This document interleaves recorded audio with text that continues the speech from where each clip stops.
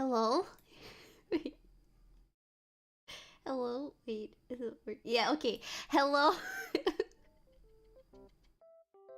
Sorry. What the fuck is that sound? Oh. Alright, I see. Let me turn it off. Give me a second.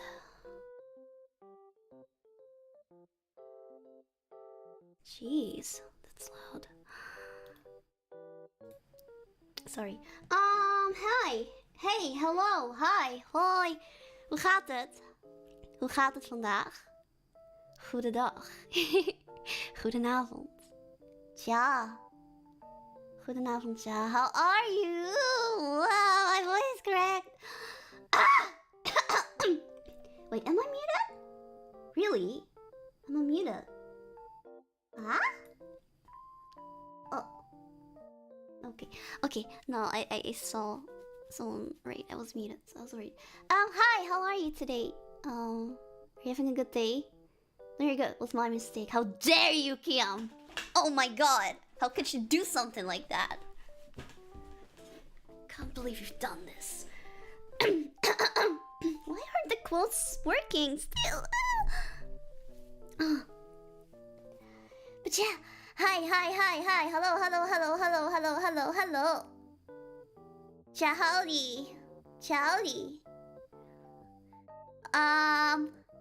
Yeah, today is gonna be the second part of the Dutch food tier list.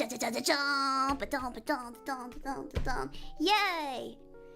And I'm actually wondering if there's gonna be a part 3 because so for some reason the list reset, which was really annoying.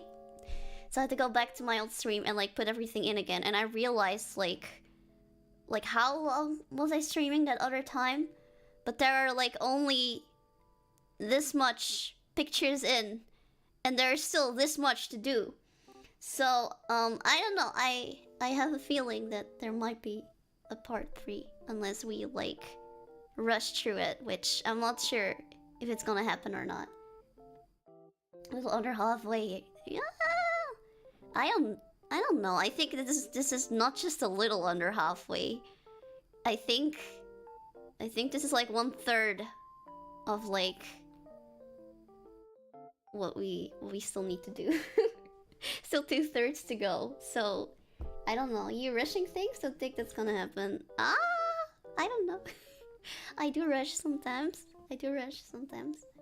Sometimes get impatient. What's up, y'all? What's up, yo? How are you doing? Legendary Brick. But yeah, okay, first of all, I know I've already said it on Twitter, but I'm not sure if people saw it or not. I'm so sorry for yesterday. I feel fucking terrible. I feel really fucking lame. I was working for it so hard, and I tested it every single time, and it didn't do it, and I don't know what the hell was going on. The day itself, I just feel stupid. Cause like I've been hyping this for like months, and like now it's finally here. And I'm like, oh my god, it's gonna be the greatest thing ever. It's just gonna be the greatest disappointment ever. So I'm still mad about that. I'm sorry. What happened yesterday that upset you? Yesterday I had an ASMR stream, and I wanted to be cool and like put together my own ASMR microphone thingy, but a lot of things didn't go as planned, and I thought I finally had things like fixed and like ready to go, only to find out during the stream that sometimes it just feels like being static. You know, there's like static, and like there's like a lot of noise in it, and like my heart really sunk when when I was doing that. And I felt like I really messed up parts of like the script and stuff as well, because of that, because I was honestly stressing out. Yeah. So I'm sorry about that. I will try to do my best better next time. Okay, please don't stop believing in me. Okay, please don't stop believing in me, and please don't, like, please don't be too harsh on me. Okay, I'm sorry. But it's super whatever, don't let it bother you. Okay, for me it's a pretty big deal because I've been working on this really hard. And it always sucks when like stuff you worked on doesn't really work out or something like that. Especially when it's unexpected. But yeah, I also heard that like both sides weren't the same apparently, which that is my fault. I was trying to get them the same. I mentioned it before, but for some reason the microphones by default are sounding a bit different. I tried my best to like level it out, to even it out, but I'm kind of deaf in one ear. So I had trouble doing that. And apparently I didn't do a good job. I thought I could somewhat trust my ears. I tried to switch my headphones around, you know, like my left bud on my right ear or whatever, but apparently I can fucking trust my hearing. But I'm gonna stop being stubborn and maybe ask some other people for help. Yeah. Whoa! There's a quote! Finally. Why did it take so long? There's a quote. Finally! Yoo! Yoo-hoo! Woohoo!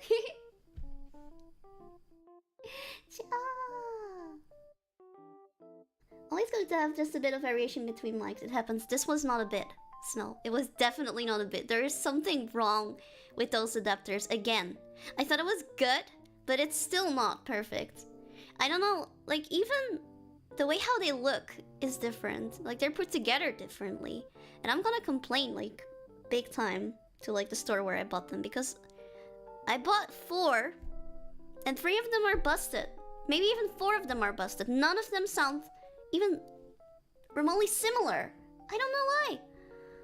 It's hope like it might be slightly the mics, but it's not all because of the mics. Like I tested it.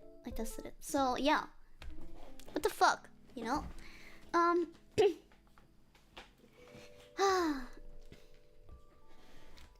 But yeah, like you said, if it does really bother you, learn from it and improve. Yeah, I'm gonna try my best. I just wanted to mention it because I know not everyone has Twitter. And I only apologized on Twitter, so I felt kind of bad for people who didn't see that, maybe. It sounds fine to me, and my hearing is great. Really? Both sides? Really? Didn't one side sound like slightly louder than the other? I heard that something was louder on one side than the other. So difficult. Can you ask Menace what she uses for stream? I already asked. She uses a 3DO, but I don't really like the sound of the 3DO that much. I wanted to go for something better, and apparently I thought I went for something more high quality, but it ended up being more low quality, apparently. So, boo-hoo, I'm sad. Yeah, both sides were pretty balanced. Okay, well that's good, that's good. Maybe, could also be that my earphones are slightly broken, I'm not sure. But yeah, Menace still uses a totally different microphone. It can't really be compared. Didn't want to say. Yeah, like I can't just. I mean, I can return all the parts of this one, I guess, and just get the same one she has. Which I have honestly been considering, because it's a pretty good microphone too. Yeah, I don't know. All the work I put in is, well, I mean, it is all for nothing then. Oh, that'll kind of suck. But yeah, onto the stream, because we're gonna do the tier list, and I'm just getting distracted again. Yeah, as usual. Yeah. Let's see. So, where were we? We've done almost nothing. I'm so worried. Distraction where? Huh? What? Distraction? What do you mean distraction?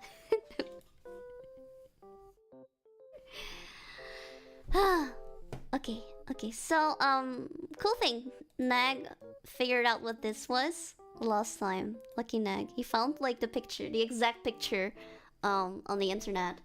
And apparently, this is, I think it was Fuyonghai, which, funny enough, is actually supposed to be Chinese. But I think the way how it's prepared in the Netherlands is totally not the Chinese way at all. And I think you can only find this type of Fuyonghai in the Netherlands. It's really popular in like Chinese takeout places in here.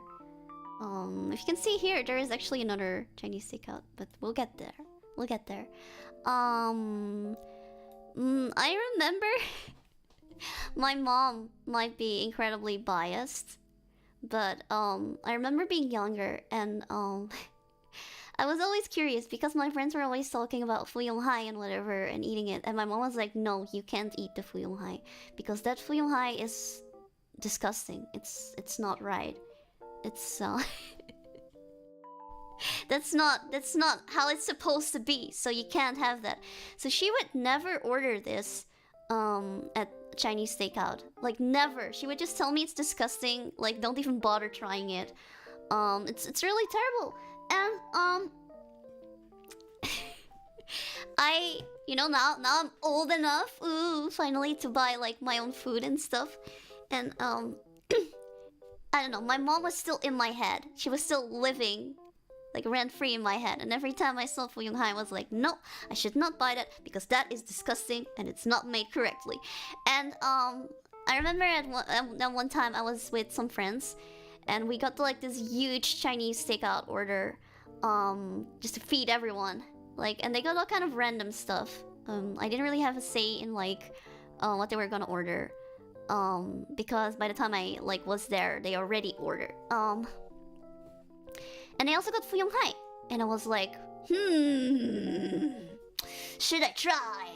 You know, I was a bit worried or something, but me being curious, and I was like, it's there anyway. I partially paid for it.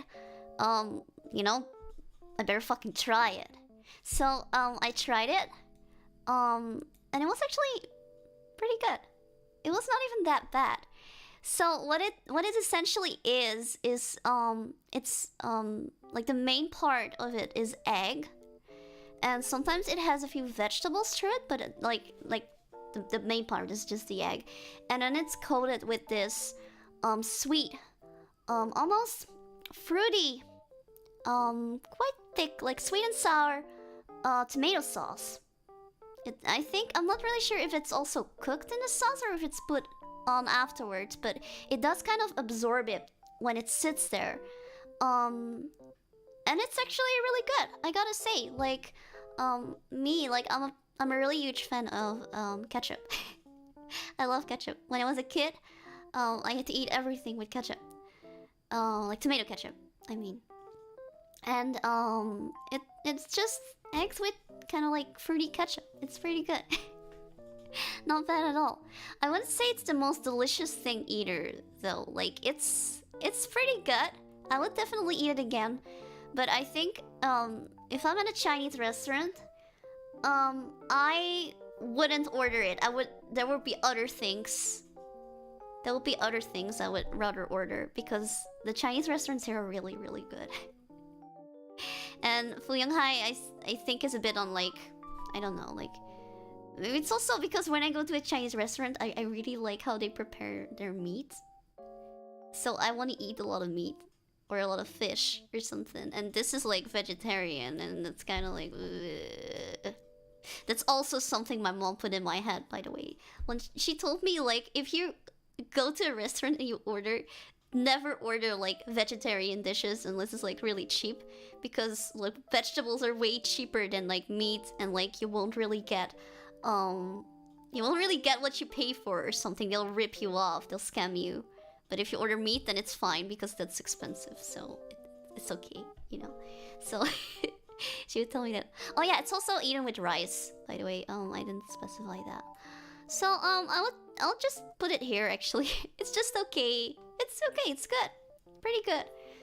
But I wouldn't give this to my dog. This one. Zou ik mijn hond nog niet geven?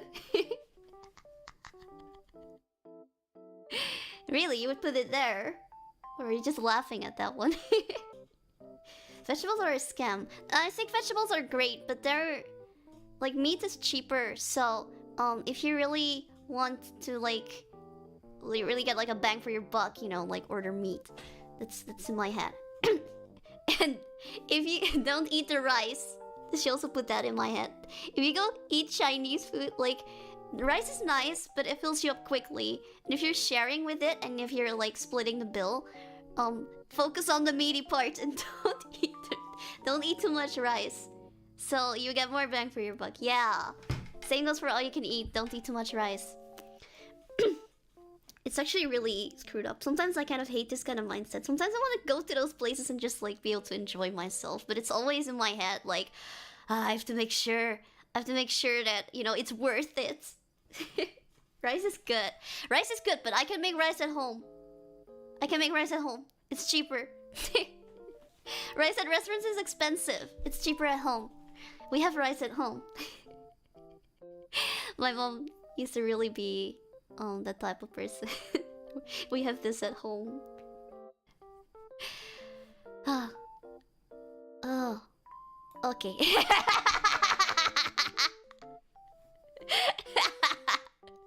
So this, do they have this outside of the Netherlands? I wonder. Do you recognize this? Do you recognize what this is? I'm kind of curious. Like, I want to know if they have this. So essentially, what it is it's the inside is almost like a marshmallow, but I wouldn't say it's like marshmallow. It's way softer. It's almost like cream, and then on the bottom, like there's a cookie, and then it's dipped in chocolate. The name is pretty up here as well. Yes, and nowadays they are referred to as they're called Zunen. And Zunen means kisses. So it's like a kiss. Zun means kiss, and Zunen means like multiple kisses. It's like plural. Can also mean kissing. And Zunen is you have for kissing you have the word kus, which is like just chew, and Zun is a bigger kiss that's like, you know, like that. How do you call it? Smooch, maybe? In English? I'm not sure. But anyway, there used to be like a controversy about this because that is actually not the original name. That's not the original name. No, it's not. This is not Yap. You know, like just the fact that it's called Tuna is not Yalai. It used to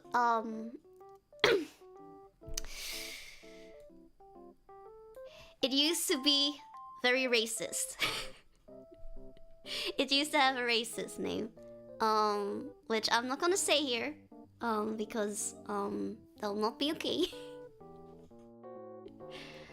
But yeah, it used to have the words like Suna, like kiss, and then in front of that there was like a racist word. So yeah. If you want to know more, you can Google about it, but I'm not gonna say the word. I'm not even gonna say something close to it, because that's not what this is about. Yeah. Now about the taste. You know me, I don't really like sweets too much. I do think these are better than most sweets. I kind of like the texture. I think the texture is what makes it okay for me.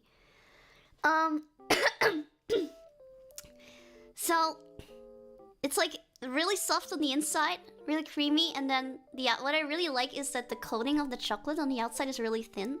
So when you bite into it, it really shatters. Not like a Magnum. I don't really like how Magnums shatter. I really hate how Magnums shatter. I think the chocolate on a Magnum is too thick. If you're not careful and like trying fucking hard, half of the chocolate's gonna fall off your ice cream, or you're gonna have like, you know, all of the chocolate coating in one bite. I hate that. I like the taste of Magnums. I like the idea, but I think the chocolate on a Magnum is too thick. they should change that. Sorry. It's just not good design. What's the point? I want a nice crisp. I want every bite to have a piece of chocolate. I don't want all the chocolate to come off in the first 2 bites and then only be left with like vanilla ice cream. What the fuck? What the fuck? What were they thinking? Who enjoys that? And why hasn't anyone changed this yet? Why is no one doing something about this? Don't we all have this problem? Okay, but yeah. Texture is okay. Taste is quite sweet. Not as sweet as some other things like these. And I think it's okay. It's okay. I won't eat too much of it. Maybe one of them. But not like... Not too often. Definitely. Too sweet for me. This is why you eat it in one bite like a pro. Then you need to like... deep throat the whole thing. What the fuck? What the fuck, Snow? I see, Snow. I see how it is. Okay, next doll. So, this one. What this looks like to me is, I think there's like potatoes here. And then there's cauliflower here with like white sauce on it. And with a sausage. Yeah, white sauce and a sausage. That's like a classic combination. And then potatoes, which are round, you know. Classic combination. I don't know. I think cauliflower is okay. I know my brother, he really hates cauliflower. We don't really eat cauliflower that often. Or we didn't eat, like, when I was still living with my mom. I mean, even now, I don't really eat cauliflower that often. I prefer broccoli, to be honest. But, it's okay. I would say this is okay. The sausage is really good. The sausage is great. But, the cauliflower is okay. And I'm not really too much of a fan of, like, potatoes like these. I actually don't really like potatoes that much. I like it when they're heavily seasoned. But if, like, the potato's strong, if it's, like, just potato with, like, salt or something, I think it's really underwhelming. I don't know. I know a lot of people, they're crazy about potatoes. And I do gotta agree, like, potatoes are very versatile. But, I don't know. If it's just blocks of potatoes or tiny potatoes with salt on it, it's just kind of meh. It needs to have seasoning, man. It needs to have more than just salt and pepper and butter. This is also why I usually go for potato wedges or curly fries or whatever. Shaker fries, blah blah. So this is okay, I guess. This suit. So I think this is, let's see. I think this one, wait, what? They're kind of the same, though. They're kind of the same. Nice voice. So this, I think, I'm not even sure if this is stumpled or if this is if this is a salad, but I think it's stumpled because I see those windmills here, so they want to make it look like really Dutch, and stumpled is like really fucking Dutch. I see no meat here though. The only meat I see is like these bacon bits. Usually this is topped off with bacon bits. I'll be on the case at your call. Okay, go Nag. Find it out. Find him. Find him. Nag is like my private investigator. He's my private investigator. So okay, we're gonna leave this here, and please find what's the difference between this one, and this one. Because to my understanding, I think this one is supposed to be kale, but this one looks like spinach, but so does this. The only difference is that this has like potatoes on the side too, and like gravy, and this one is all mashed up. So I don't know. Okay, this. I'm not sure. Do they have this too? I was always convinced that they had this outside of the Netherlands too, but I guess this is really popular in the Netherlands. And these are Easter eggs. So they're it's like a solid chunk of chocolate. They're filled with chocolate too. And depending on the color, like there's a different filling in it. And every year I tell myself during Easter, like you can usually get them free at a store or something after you just finished at the checkout. They give you like there's like a bowl of like Easter eggs. You can get one, and every year I want to make sure that I get the ones with a nice filling, and I'm kind of like memorizing which color is which filling, and then every year my brain just resets, and I forget what filling is with which color, and I end up taking the ones which I don't like every time. I'm honestly not too much of a fan of like the dark chocolate Easter eggs. I like dark chocolate, but I gotta say the chocolate on these, the quality is usually kind of meh. And I don't know, the texture, like the way how it melts in your mouth, it's just not as pleasant as like a good quality chocolate. And they also have ones with like a creamy chocolate paste on the inside. What you call it? I forgot the word for that. Start with a P. But I really like those. I also like the ones with nuts inside of them. Even though I'm not like generally I'm not that much of a fan of nuts, but I think in these are pretty good. And I've also had ones with like crispy rice bits or whatever inside of it. Those are pretty good too. I'm not too much of a fan of like the white ones either. I don't know. What I really like about chocolate, I guess, is like the bite, you know, that kind of that snap that you have when you bite into chocolate.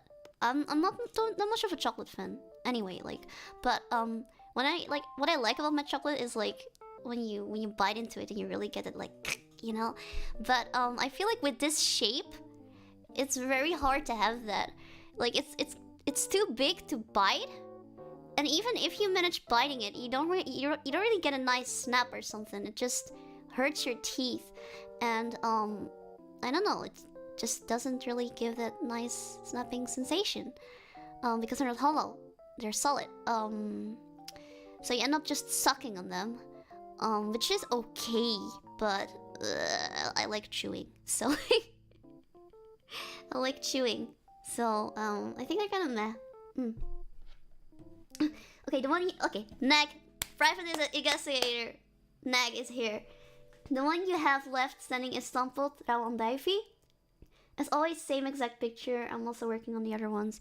I think if this is Rawandaifi, this is spinach, and I'm guessing this is kale. This is budokol. Wait a minute! What is this? Hey Nag, this one too. These ones, what's up with them? Why are they so similar? I think this is a salad. Anyway, these are really just meh. The quality of the chocolate is just I think it's here. Net Maydor. Like it's acceptable somewhat. But yeah. Wow, Scott! Thank you! Thank you so much for becoming a love bite. Thank you. I'm really glad you're enjoying the streams. I'm a lightweight boss. You got this, Nag. Let's see. Next door. These. Ooh. Have any of you ever had Dutch pancakes? So Dutch pancakes are nothing like American pancakes. They're nothing like Japanese pancakes. They look more similar to crepes, but they're not the same either. They're usually a bit thicker.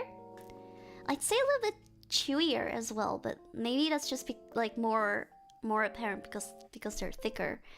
And we usually roll them up. We roll them up like that. And we top it off with either we have apple syrup, or powdered sugar, which is my personal favorite. I love the texture of powdered sugar, and I love lots of it.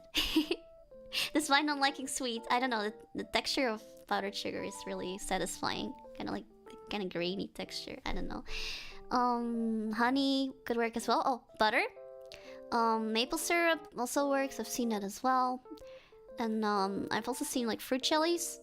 You can top it with anything that you would just top like any like pancake with, I guess. But I think the apple syrup is something that I've never really seen on like American pancakes, to be honest. It's like really, really thick apple syrup. Like let's see. It looks like it comes in like a jar, and it's really, really, really thick. It's almost like do you call it molasses? Something like that. I would describe the taste as kind of murky almost, but it has a really deep, intense, complex flavor to it. I don't think I've had anything like it before. It's different from any syrup I've had before. But it's really, really nice. My mom likes this one, but I'm more of a powdered sugar girl. Panakuka. Dutch pancakes, they're like that. As you can see, they're kind of thick. These look like ones from the grocery store. You can buy them in a grocery store and then you can just reheat them in a microwave. They taste completely different from if you make them yourself. Like, completely different. These are almost more gummy, more chewy or something. And usually the ones you make yourself have a little bit of a crust on the outside. They're a bit drier on the outside and like moist on the inside. These are just moist all the way through. Because they're just microwave. But I kind of like both of them. I like how these usually have like tiny holes, and when you put powdered sugar in them, the sugar kind of like gets stuck in those holes or something like that, and it tastes really, really good.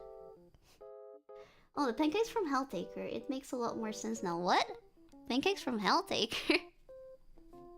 I don't think I know that. That shit is bussing. Oh, I tell you, it is. It's really, really good. I've never heard something described as murky. I don't know. It has a bit of a like the apple syrup has almost a bit of a dirty taste, but not in a bad way at all. Not in a bad way at all. So you get like a burst of powdered sugar in every bite. Yeah, I like that. It tastes, I guess, the way how the powdered sugar kind of mixes with the moistness of the pancakes and the butter gives it almost kind of like an icing like texture, and I really like that. I like icing. Yeah, I have no idea how anyone ever could eat this many pancakes. I can only eat 2 and then I'm full as fuck. These are filling. I have no idea how anyone does this. How can you eat this many pancakes? These are not like American pancakes where they're like fluffy and they're like airy and stuff like that. These are thick. These are thick, you know, like I think people who eat these much are crazy. They're crazy. What's wrong with you? Challenge accepted. Okay, come then. Try this, try. Yeah, these are really good. These are amazing. And I like it when they're rolled up. I like to roll them like that. I don't really like to stack them up like that and slice them. I know some people, they like that. They stack them up and then they slice them. No, you gotta roll them like that. Like an empty burrito. But yeah, pancakes, they're really good. I think they're super good, but they're not like up here. Because this is like real fucking good. I would say it's B. B tier. Definitely B tier. Ja. Eat 10 of them. I dare you. No. I won't even enjoy that. I don't like overeating. I feel like throwing up. As a child, I ate whole stacks of these pancakes, but now I can't do that anymore. Damn! Really? As a child, I could barely finish 2. Now I'm a grown-up and I can finally finish like 2 of them, but that's it. That's it. That's where it ends. I can't eat too many of them. Man. People who eat the full stack of American pancakes scare me. I thought all of you do that. Don't you have like... Well, I want to see. Wait. American pancakes. Yeah, I want to see them stacked up like this. Don't you guys eat them like that always? I don't see any different ones. Like, I don't see a plate with just one on them. It's always like a huge fucking stack. Even in like cartoons and whatever, I always see like this huge stack, you know, with this big chunk of like butter. It looks fucking delicious. But no way in hell I could ever finish that. We have bacon pancakes. That's also like something American, right? I kind of want to try bacon pancakes. I don't think I've ever tried them. Bacon pancakes, bacon pancakes. Yeah, this... Oh no, never mind. I wanted to say that's more like my portion, but I saw that was just a stack from like the top. But it looks really good. I think American pancakes look more delicious than Dutch pancakes. But I think they're both equally delicious and they're both really different from each other.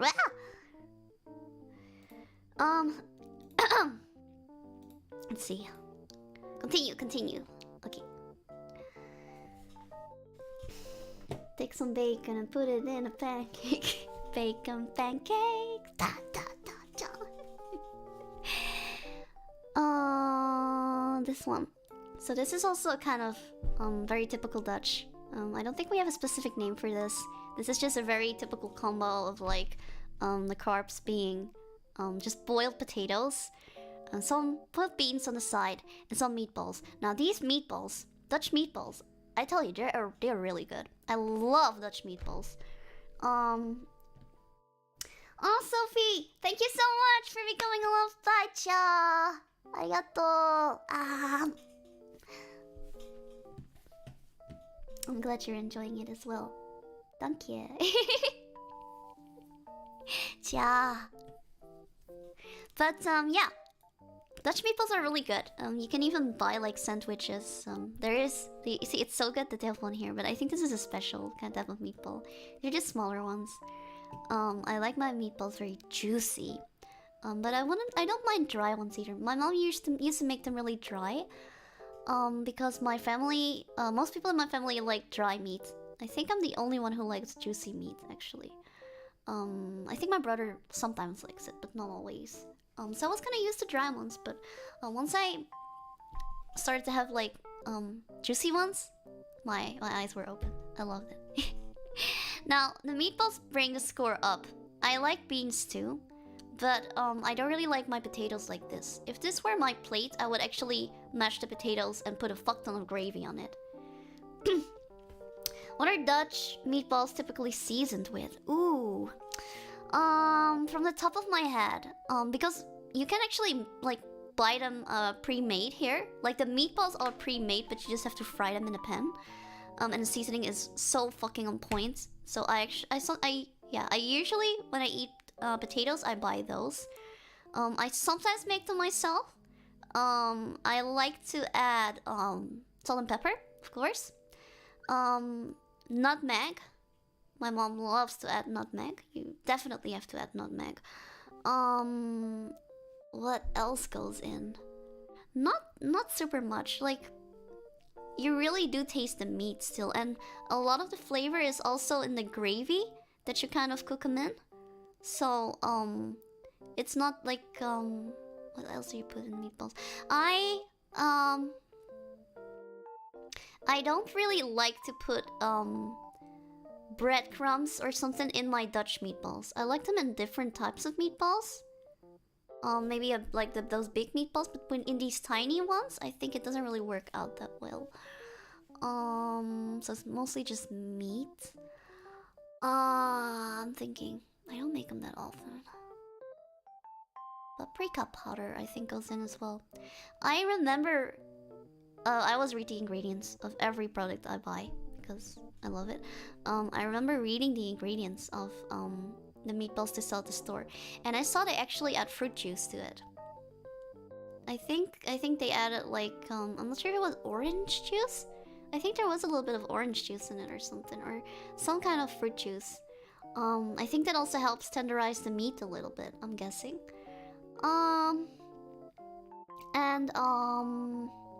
Well, breadcrumbs are a big staple of meatballs here. I think these bigger meatballs, Alma's hakbal, usually do have breadcrumbs in them, but I've never seen these smaller ones with breadcrumbs before, I think. Yeah, but I don't know, and potatoes like this is just meh. So that really brings the score down, despite the meatball being good. The meatball will get his justice here. But this one is just going here. There is no gravy. How can you eat this? This looks really dry. I cannot eat this kind of plate without gravy. It has to be with gravy. Has to be with gravy. I've added cranberry juice to meatball before. I think it might actually be cranberry juice too. I think it just said it had like a mixture of different fruit juices in it. It was really, really good. As it breaks down the meat to make it more juicy, so any acidic fruit mixed in will enhance the meat. Oh, that's true, that's true, that's true. It breaks down some of the fibers. I know there are some fruits, such as Asian pear, kiwi, and pineapple. Pineapple has in really big amounts, which actually have enzymes in them, which if they get in contact with meat, they really, really, really tenderize your meat. I think pineapple takes it a bit too far. If you mix pineapple juice with like your meat or stuff, I think your meat will end up almost like so soft that it almost turns into like, it almost has like this dusty texture, which is not really nice. If you soak it in the pineapple, I think if it's like a solid piece of meat and you soak it, then it's fine. But don't soak it for too long because it will really turn into dust. Great alternatives to pineapple are the kiwi and the Asian pear, which I think they're either they have a different type of enzyme or they just have it in like less bigger quantities, but they tend to like tenderize it much less. They tend to be kind of softer on it. And I personally also kind of like the flavor a little better with the meat. But that's just me. I know in some Korean dishes like bulgogi, which is like a Korean barbecue meat, they like to use Asian pear in the seasoning, and it's great. I love it so much. The meat turns out so juicy, so it has fruity notes in it. It's amazing. One of my favorite Korean dishes, I think. But I don't know why I'm talking about Korean food right now. Oh, we're going on a tangent again. But I'll eat you as you eat it. That's true. That's true. It breaks down your flesh. Chaaa. This, from what I can see, it's a small picture, but I think this is a bitter honey tour. Bitter honey tour is usually a combination of most of the time tinier versions of Dutch fried snacks. They usually have stuff like bitterballen, which we have here. You might already have seen this. This is a pretty popular Dutch snack, I feel like.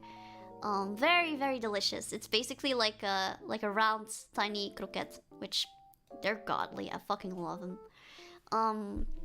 That's kind of like a staple of bitter honey tour. They also have kaassoufflé, which is like these. I'll show you. Kaassoufflé here. It's like this. So it's like this pocket and it's filled with like cheese. And it's a fucking art to be able to like eat these normally. This okay. This fucker. Okay, you have no fucking clue how many times I've burned my mouth to these. The outside, you know, like you buy these and they come right out of the fryer, and the outside you just leave it out and it's already fucking cold on the outside. And then the moment you bite into it, this is just fucking molten lava burning your tongue. It's so fucking hot. You can't. No one can, I think. I'm convinced no one can just get one and then even if you wait, just bite into it. The way how you have to eat this is you have to, like how I do it, you have to break it in two, and you have to have at least somewhat of an opening so like the heat can just go out of it. Else it's way too hot.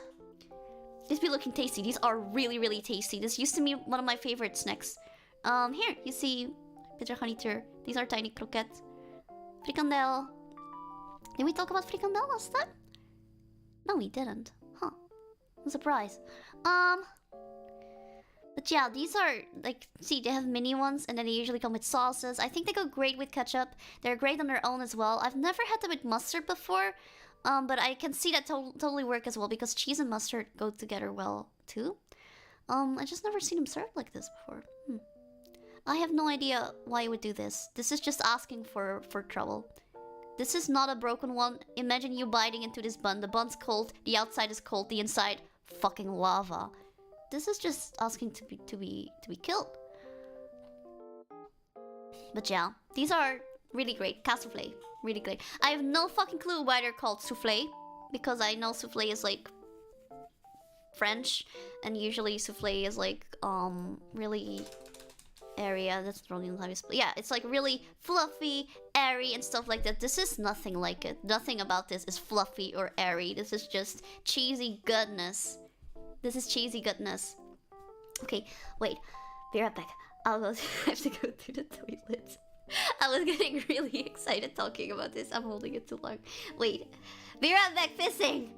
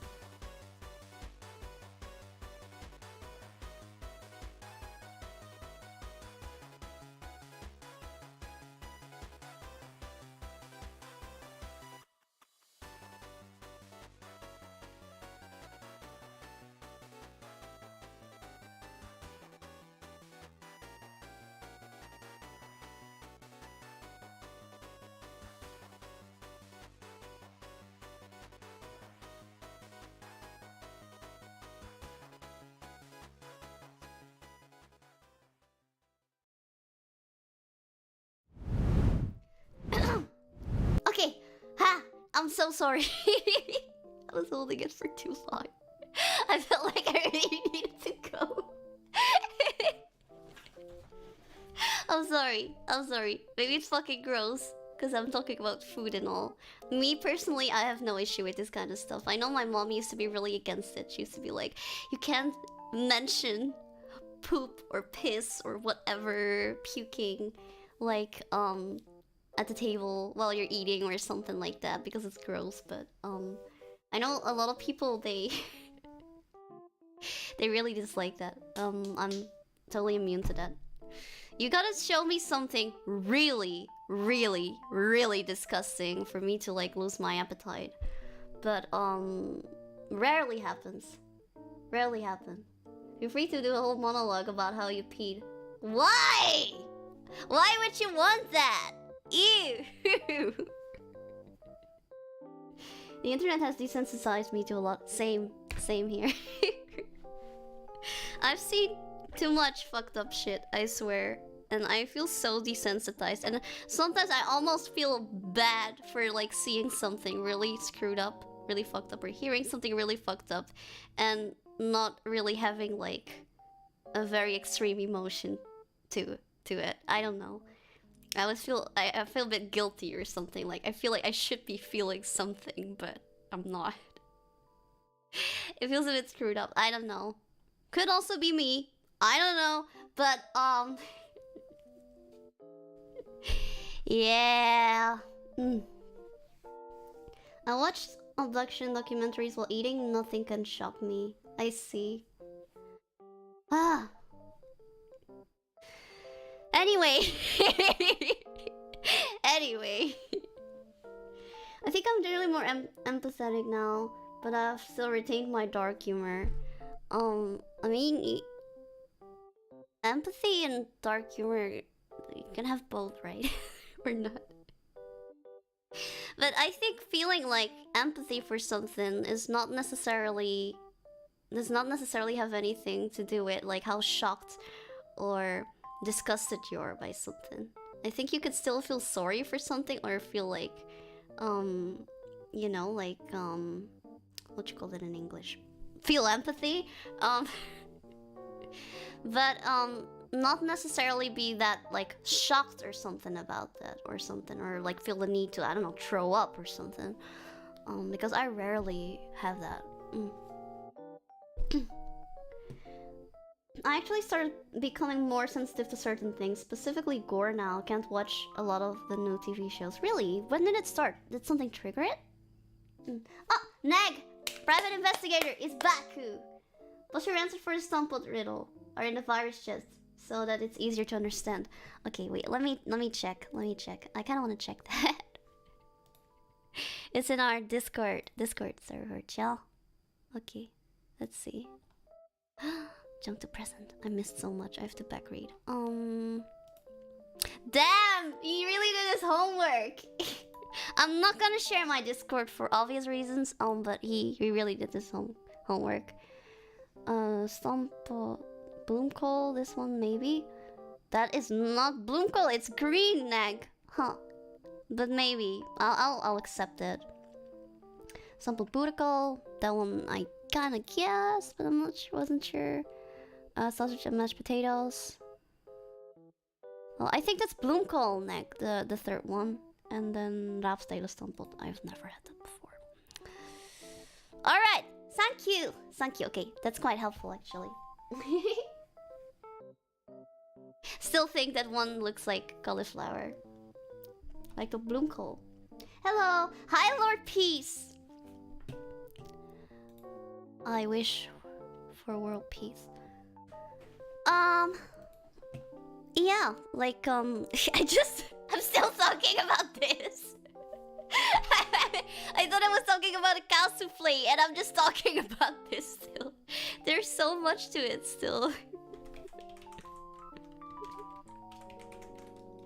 Something interesting about Netherlands, about Dutch is like you connect words like this. I always have trouble with that in English. I tend to like connect words together in English too. But yeah, as you can see, there's quite a lot. It's all fried, all of it. Usually they have different type of croquette as well, like different sauces. I've never ever seen this served with it, but I think that's just to make the picture look nice and make it not look like just fried food, which is kind of what it essentially is. Sometimes it comes with chicken nuggets as well.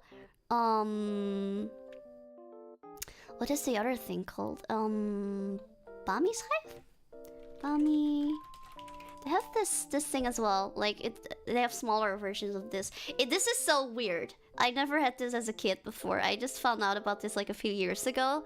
It's essentially like fried noodles, like Asian style fried noodles, or fried rice even, and then wrapped in this coating, and wrapped in like breadcrumbs and just deep fried. It's like fried Cthulhu. It's not that bad. It's not my favorite one, definitely, but I gotta say it's not that bad. It does make me feel kind of guilty. I don't know, this feels like the biggest carb bomb ever or something. Oil and carbs, you know. It's like, I don't know. Some of them are better than others. See, they have like smaller one. Bami hapjes, they call it. Bami is like mee, it's noodles. Bami, I think it comes from banh mi, which is a certain type of noodles. Ja. Bami schijf. Bami schijf. Like something someone would make in a cartoon. This doesn't even look real. Look at this. Look at this picture. I love it. I love it when they do this kind of Photoshop, where they just like try to not make it look photoshopped, but it's so obviously photoshopped. Like you can see that this and this is just like identical. And like the way how the light hits it. They're just just identical, and they just flipped it around to make it like look like it's different. But you can see it's edited. Even the shadows in here, like, they don't make any fucking sense. They don't make any sense. I think this is the real one, and this is the one where it probably didn't look as good on the photo, and they just cut this out, and then they put this, and they were like, ah, people are gonna notice.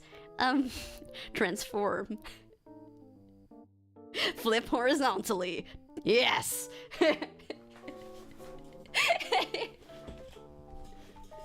I did it! And then they cut off a few of the noodles, you know, to let the shape not be the same. Totally won't make it look unnatural or anything. Oh, this one is even better. I think this is the original. Oh, no, this is not. This is actually the original. Now this one looks fake because of this. This is the original, and then for this one they just put this over it. Sugoi! I fucking love it. I love it. Did they do it with this one too? No. This looks fake. This looks so fake. I don't know why. This is so weird. I've had something similar before in Indonesia, but not with like fried noodles, but with like macaroni, and it was pretty good, I gotta say. It's pretty good. Like fried macaroni, that's pretty good. I don't like fried foods usually, but fried macaroni was pretty good. Hey, that's what I'm saying. They don't look like a real food. No, they look like a fantasy food indeed. I love it though. I love it.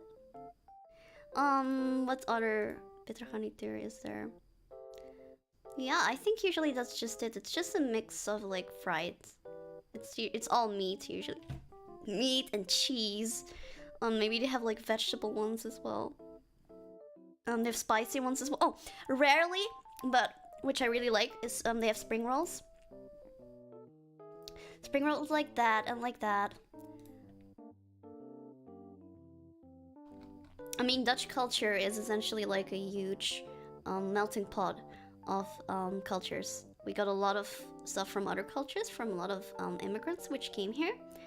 So sometimes you see like Chinese food like that.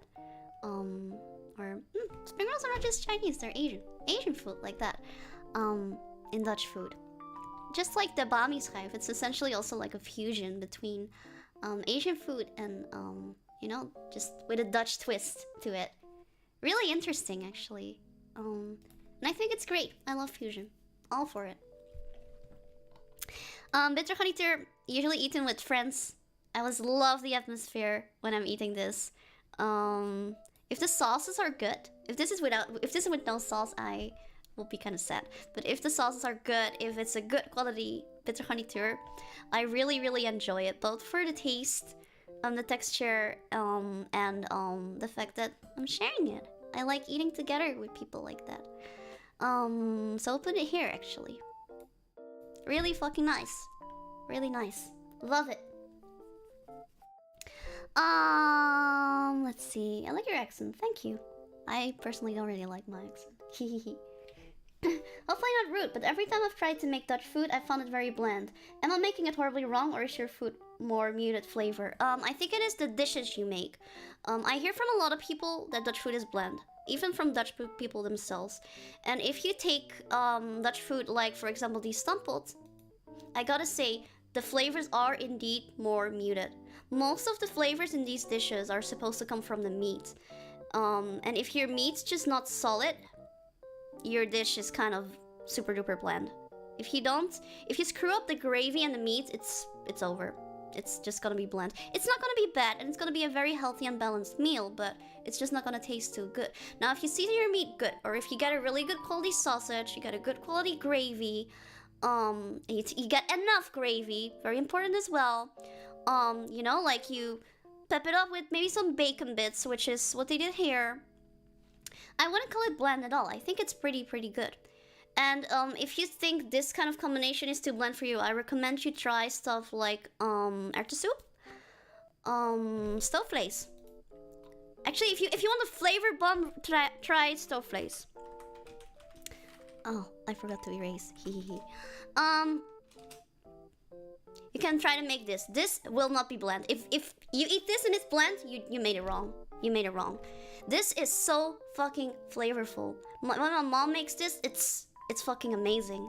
There is so many spices in this. Like, it's essentially like a Dutch meat stew. I know my mom, she has a few secret ingredients in this, and actually the apple syrup that I talked about earlier goes into this as well. There's a little bit of apple syrup in it. Is it a beef stew? Yeah, it's beef. It's usually made with beef. Really, really, really, really good. It's usually eaten with like potatoes, like this. You can eat it with mashed potatoes as well, which is one of my favorite ways.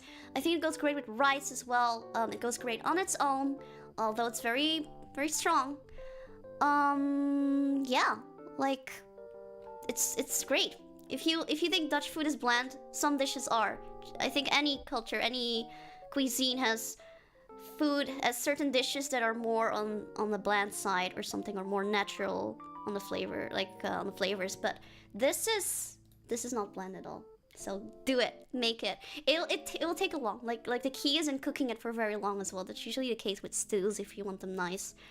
Maybe there is some kind of cheat recipe, I don't know, with like pressure cookers or whatever. I don't have a pressure cooker. I don't know. But yeah. My mom has this other secret ingredient that goes in here that is totally unexpected. I remember eating it and she was asking me to identify the secret ingredient. I couldn't do it.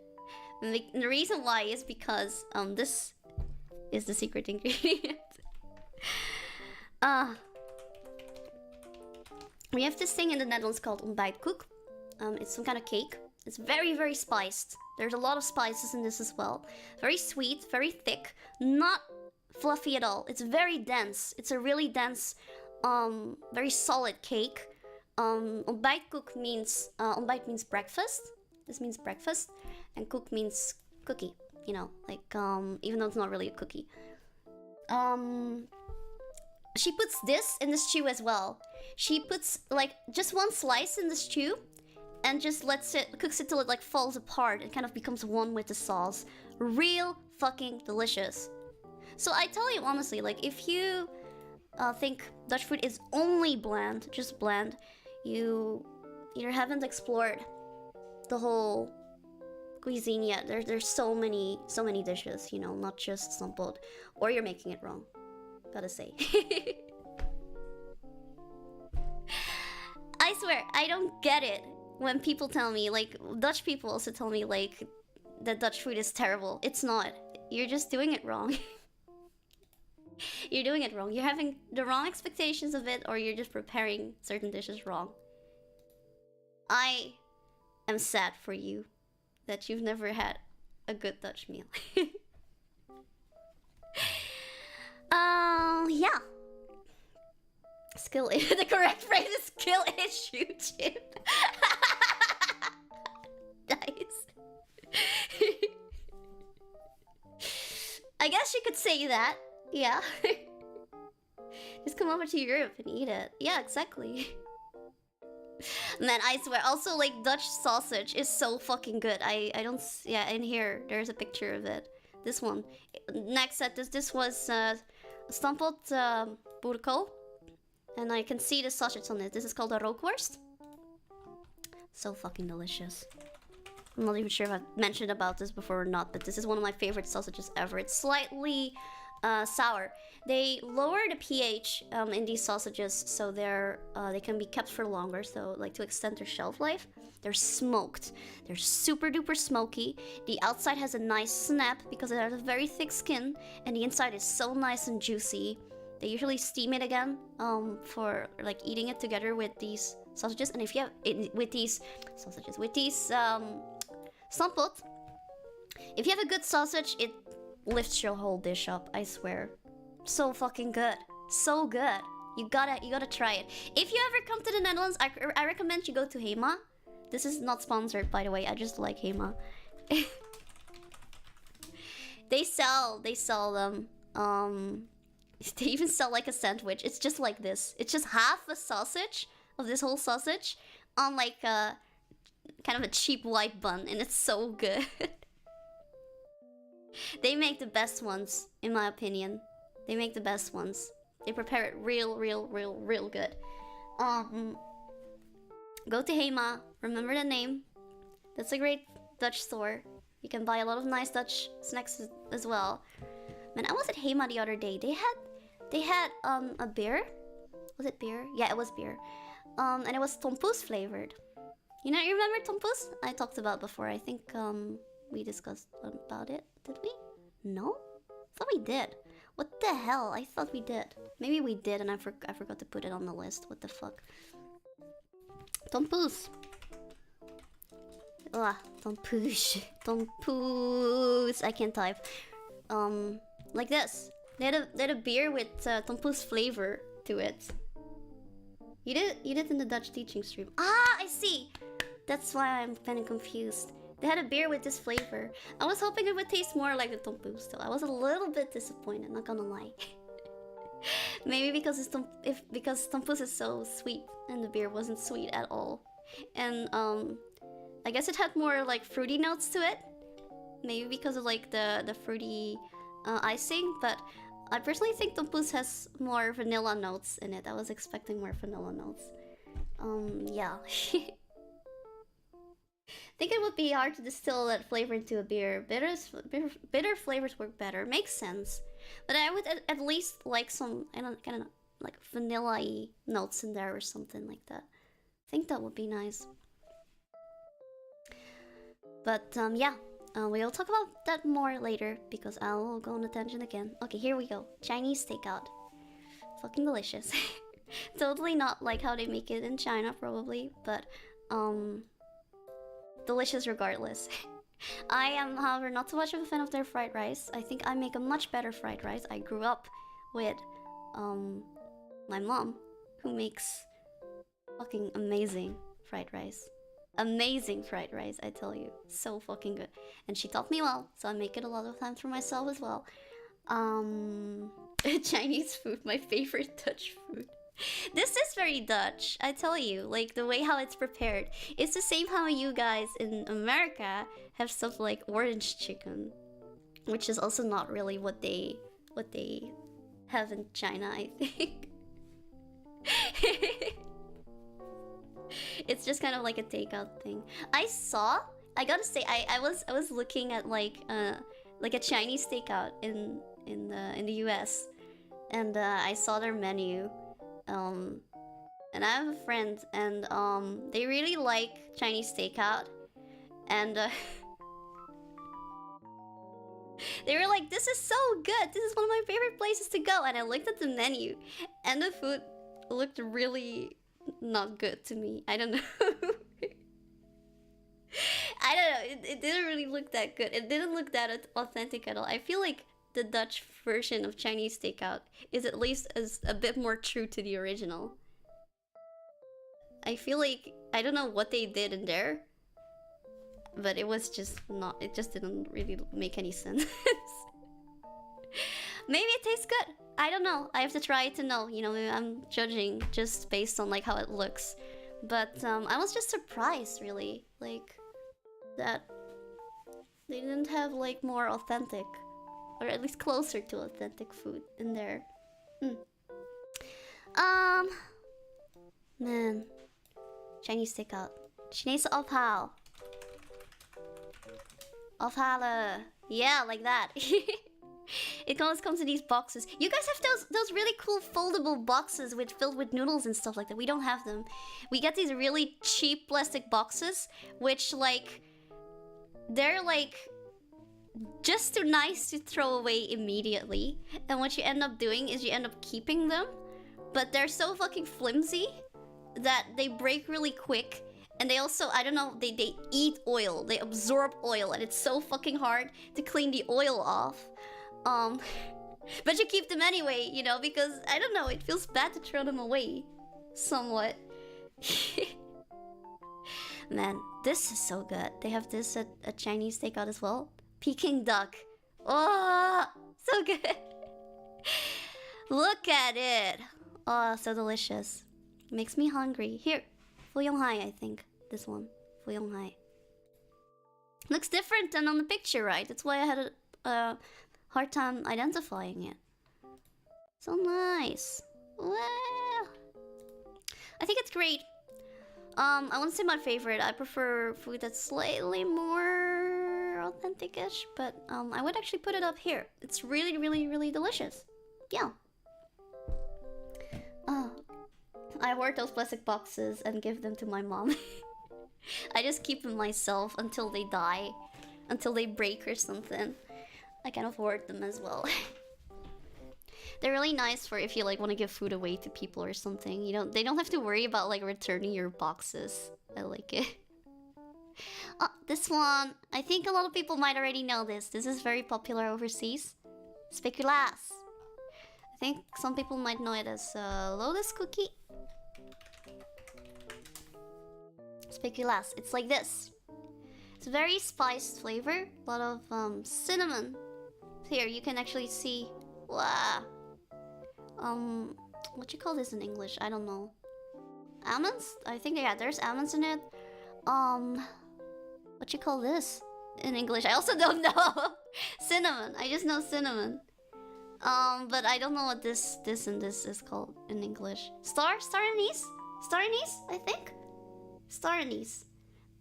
Star anise and, clove. Cloves. Cloves! Yeah! Okay, cloves. Nice. Cloves. I don't know why. Cloves sounded wrong because I was thinking about like a clove of garlic, but I don't know. Yeah, sometimes they're like, they put like almonds on them. It's really nice. It indeed tastes, I guess, similar to gingerbread, but I'd say the texture is completely different. Very crunchy, not chewy at all. I think they're okay. A lot of people are crazy about them, but I don't really like sweets, so there you go. Interesting enough, they even have like a spread with the flavor of this in the Netherlands. Speculoos pasta, I think? Yeah, speculoos. Like this. You spread it on your bread. You can spread it on your bread like that. It almost looks like peanut butter, but it's not. It's not peanut butter. There you go. I think this is a homemade one. I've never had the spreadable one. I'm not too much of a fan of this. I think they're okay, but they're, in my opinion, a bit boring. That's my opinion, because I'm biased and I don't really like sweets. So I'll put them here. They're alright. They go nice with like a cup of tea or something, or coffee. Ja. Let's see. Oh, I thought she had just said not sharing her Discord, so I wasn't gonna ask. Yeah, I meant on the screen. I meant on the screen, not like the Discord server or something. Feel free to join anyone, anytime. As long as you follow the rules. Very important. But yeah, like, I meant on my screen. Obviously, I'm not gonna share my Discord on my screen. All my secrets and evil plans will be revealed. Speculaas tea is my absolute favorite tea ever. I have never had Speculaas tea before. I've had Speculaas and tea before, but tea. Oh, all right. Pickwick. I love Pickwick. I should try this. They have really nice teas in the Netherlands, man. Like, but I should try this really. Chip having secret plans? No way, never. I never have secret plans. I don't drink tea much, mostly coffee. I sometimes drink coffee if I need a boost, but I'm definitely more of a tea person. Always been. I like the freshness, the lightness of tea. Lifts up. I feel like I sometimes feel a bit iffy after coffee or something, but tea never makes me feel like that. It doesn't make me piss more though. Diuretic. So yeah. Let's see. I have never had this, so I'm not gonna rate this. This is gonna be somewhere here. Oh yeah, this one. This one I will put here. I already talked about this before. This sausage is godly. It's just really fucking good. This, I see only bacon bits on it, so it's okay, I guess. Could be better. I guess the bacon makes it good, but there's no gravy. What the fuck? No. Without gravy, there's a no. Um, this hot ball, we call it meatball. Hot ball. Hot is minced, mince, and ball is ball. Wow, you learned some Dutch. You already speak Dutch. Wow. I think a lot of people refer to this kind of big, almost homemade looking hot ball as Oma's hot ball, which Oma means grandma. They have these really big ones. Usually it's something like that. It's really big. This does have breadcrumbs in it, I think. It has more of a meatloaf-like texture. Very juicy as well. But juicy, like breadcrumby juicy. This is great. It's delicious. Love this. You should definitely try it. Especially with the sauce. Oh my god, look at that. Ooh. Ooh. Fuck yeah. Fuck yeah, this is amazing. It's amazing. I wonder if you... Yeah, you get the bigger ones as well. See? Nice and big ones. These are as big as... These can be as big as your fist. Wait, maybe not your fist. My fist. No, not your fist. Not your fist.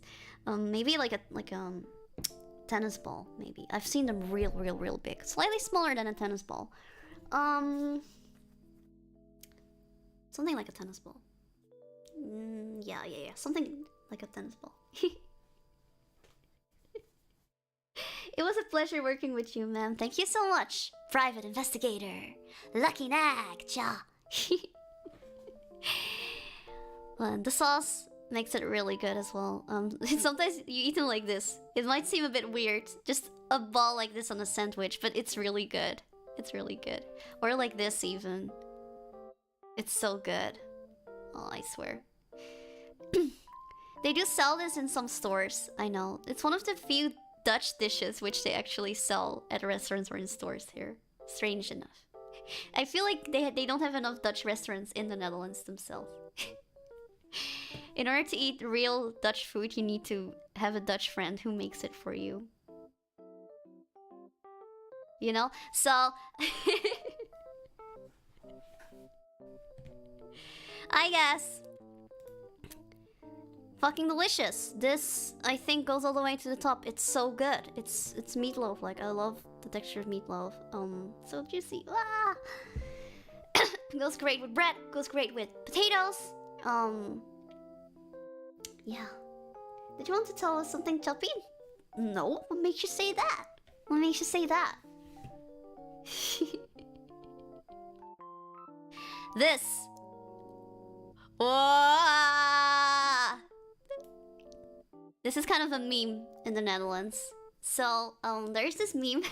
Here, I'm gonna give you some Dutch memes. Because, wow! Other countries have memes too! It's not just American memes. Oh my god.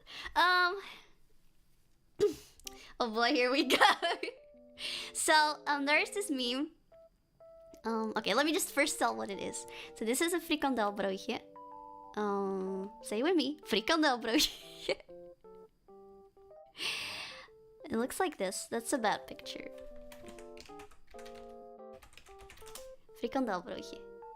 And what it essentially is I remember this. Don't put your face on this for Meme Friday. Yeah, this is a meme. So I have no idea who the fuck came up with this idea. And in theory, it seems so fucking weird and it makes no fucking sense, but it works. It's not a sausage roll. It's definitely not a sausage roll. It's a frikandelbroodje. First of all, it's filled with frikandel, which frikandel looks like this. Frikandel B. It looks like this. It looks very dry here. It's good. It's weird. I remember when I was a kid, people would make fun of this and they would say like, it tastes good, but it's made out of horse eyes and pig anuses. But, which is probably true, but it tastes good. So... it tastes really good. It goes well with a lot of sauces. It's weird. It's almost like a sausage without the casing or something like that, but also different. I know nothing like it, really. It's so iconic too. This is a very typical Dutch snack. You can get it at any snack bar in here. But yeah, someone one day had like the great idea. I want to do some research after this stream. I'm gonna do some research. Someone had an idea of like, you know what? This thing is really fucking delicious. But what if we take the sauce and we put it on already, and then we put it in between 2 slices of puff pastry. And then they created frikandel broodje. Broodje means bread, like a small bread. And usually the sauce is in there. It makes no fucking sense. The sauce gets everywhere. It's not even evenly distributed. But it tastes good. It tastes really, really good. This sauce is usually a very like we call it curry, which is weird because, you know, if you say curry in the Netherlands, usually you mean this sauce.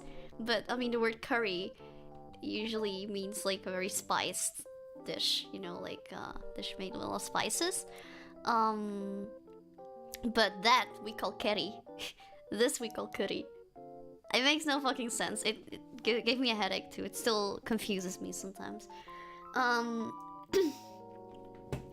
But yeah, they just fill it with this, and the meme is basically that you can buy this at almost any supermarket in the Netherlands.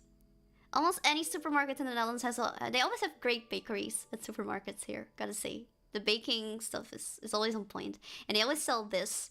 And what would happen is that people, students, usually like middle school, high school students, maybe even some college students, they would go to like the nearest grocery shop, nearest supermarket, and they would always get this. Like it would be like such a typical combo to go for this plus like an energy drink like Red Bull or something. It's such a fucking iconic combo. People would always go for the combo, and like to the point that it kind of became like a meme, I guess. So like frikandelbroodje and energiedrankje combo. It's really iconic. You gotta try it when you come to the Netherlands. Why an energy drink though? Because people are tired of life. They're what we call levensmoe, tired of life. So they're tired of school, they're tired of life, they just need energy and something to fill up their stomach. So so they go for energiedrank and frikandelbroodje. It's nice and simple. This is cheap, you know? Energy drink is cheap as well. It like gives you energy. Is also, it has somewhat hydrates you, I guess, or at least tricks you into thinking that you hydrated yourself, even though it's mostly sugar. And then you have this, and it's super cheap, you know, and it feels like a complete meal, even though it isn't really. You gotta try the combo, man. Red Bull with this. Do you have Rockstar over there? I think we do. I've heard of it before. I've seen it before, but we don't have it everywhere. Energy drinks are cheap not here. They're pretty cheap here depending where you go. If you go to like more expensive supermarkets, like you'll not know this, but you have like Albert Heijn, Jumbo, you know, it will be expensive, but there are certain supermarkets where you can get them kind of cheap-ish. I think like 60 cents for a can. I think that's pretty decent, because usually they go for like a euro to maybe even more than a euro at like normal grocery stores. So yeah, they're like 3-4 a can. Damn, is it like Monster or something? It also depends on the size though, because these are not Monster sized. I'd say the Red Bulls are pretty small. I'm not really sure what size they're over there, but yeah. I see. I'm trying the Gamer Subs energy drinks now. They seem to work a little better than Monster. I kind of want to try too. I need some energy drink recommendations. Problem is, I don't really like fake sugars.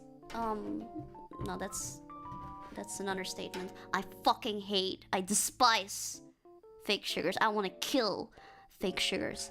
And a lot of energy drinks do have them in it. Like, I hate those low sugar, like, 0 sugar energy drink. No, just drink fucking water, man.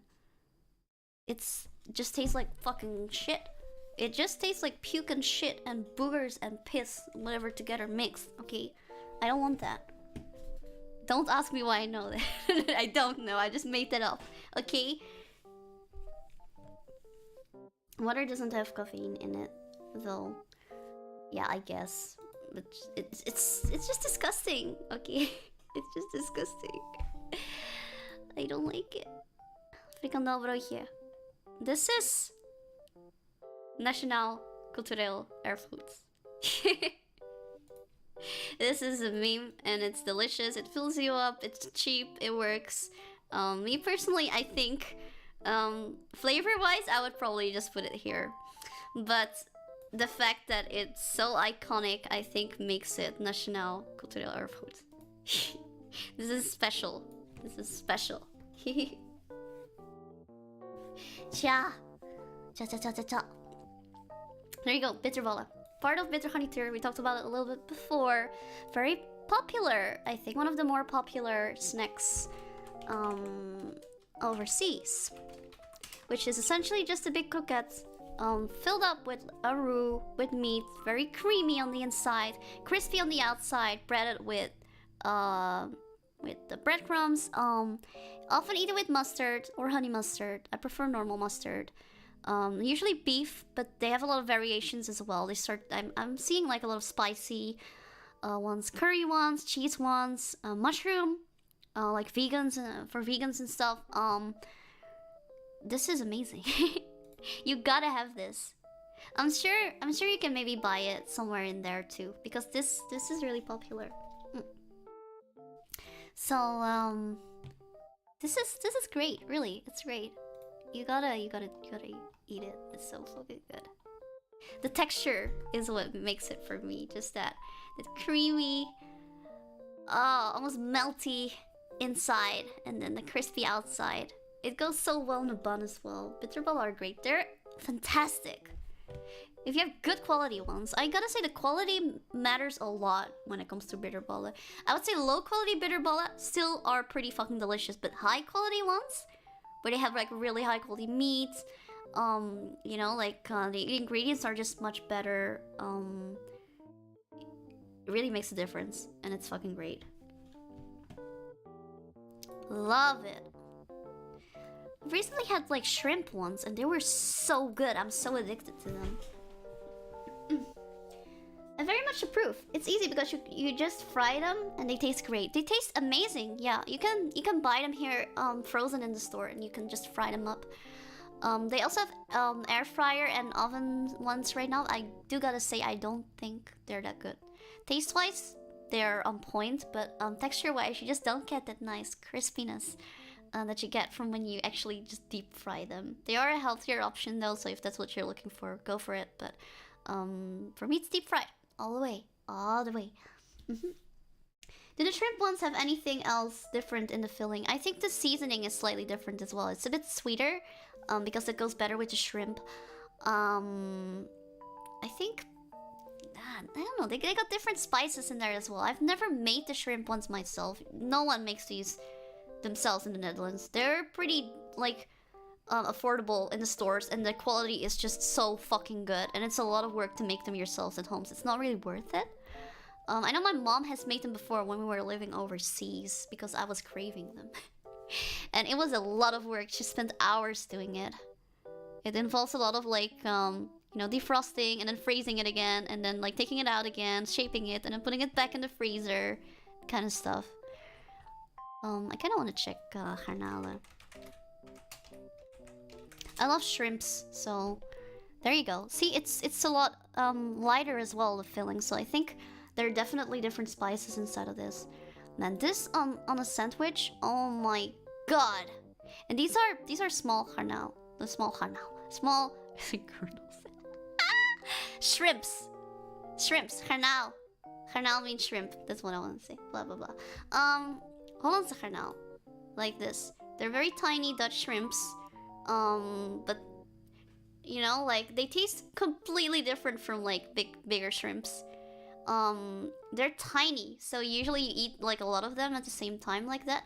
But the flavor of these is like 10 times more intense than like those bigger shrimps. The texture, I'd say, is almost closer to like crayfish. I'd say it's a bit more meaty, you know, or lobster, crayfish or lobster kind of.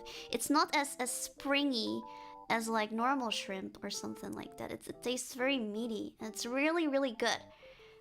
It's they're pretty expensive, I gotta say, probably because, you know, think about the peeling work of these motherfuckers. They're so fucking small, you know.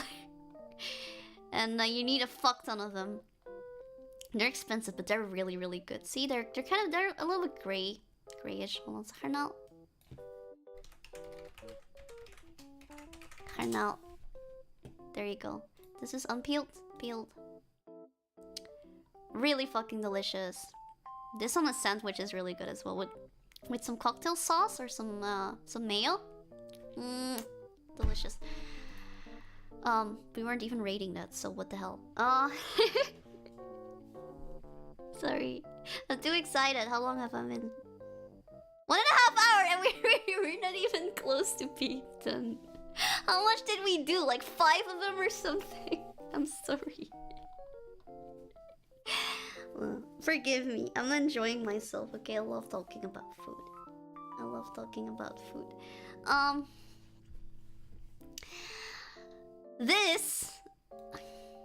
I have no idea why this is here, or do I?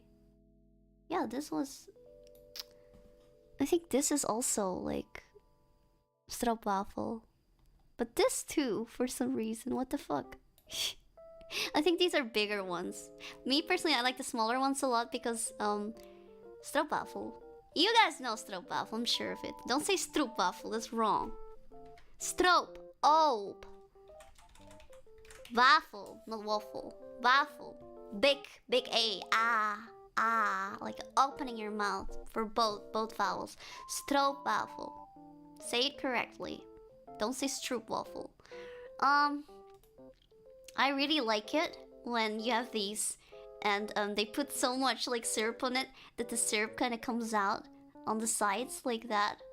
And I think those mini ones tend to have that more often. There's like more syrup. And I really, really like that syrup. I like the syrup especially because, you know, I don't like sweet food, but I can taste they're almost a little bit... There's a little salt in there, I think. And it makes it really good.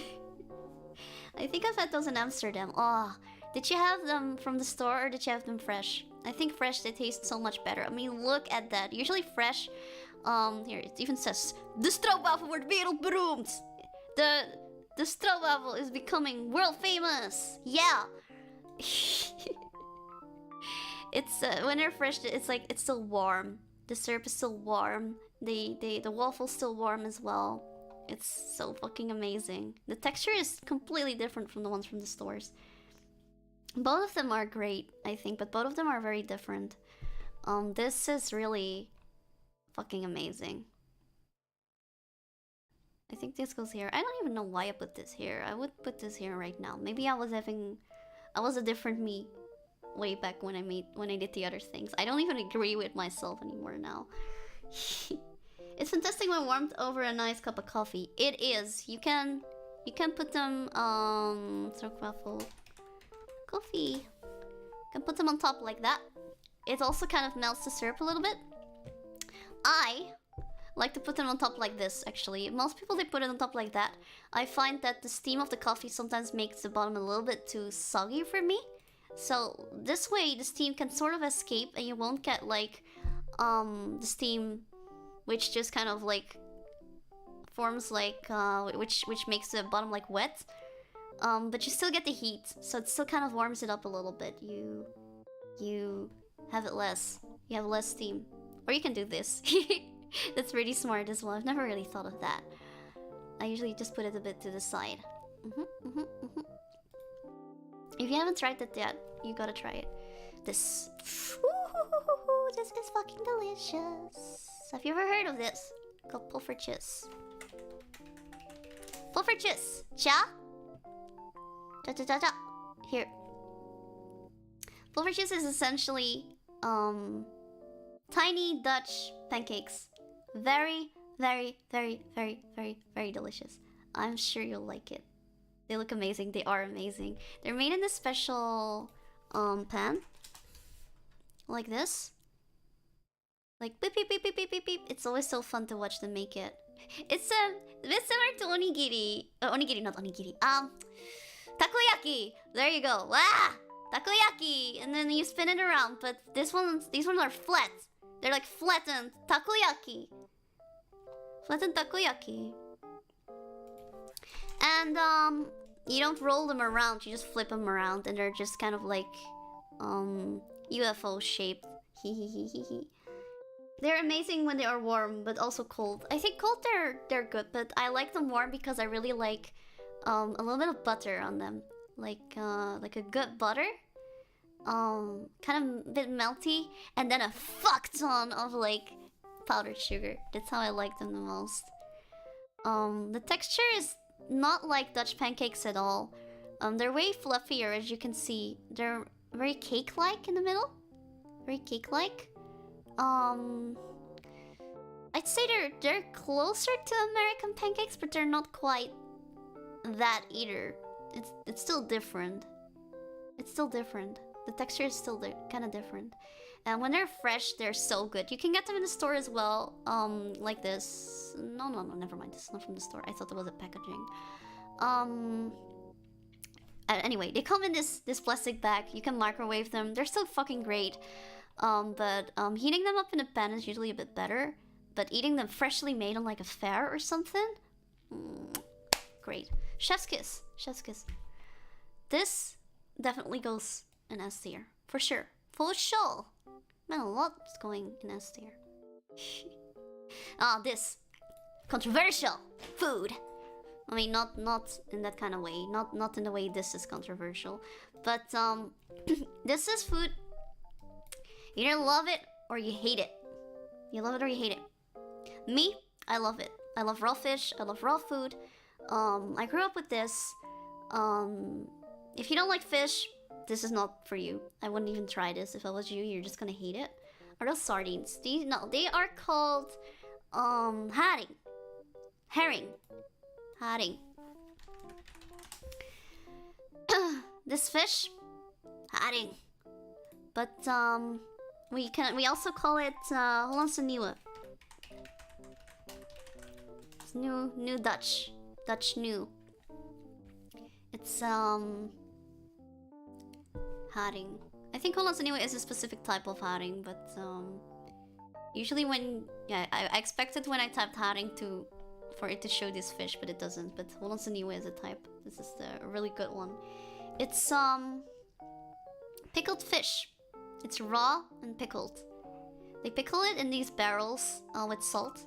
It's not sour, by the way. That's don't think it's sour, because I know sometimes people associate like pickle with vinegar and whatever, but this is totally not sour at all.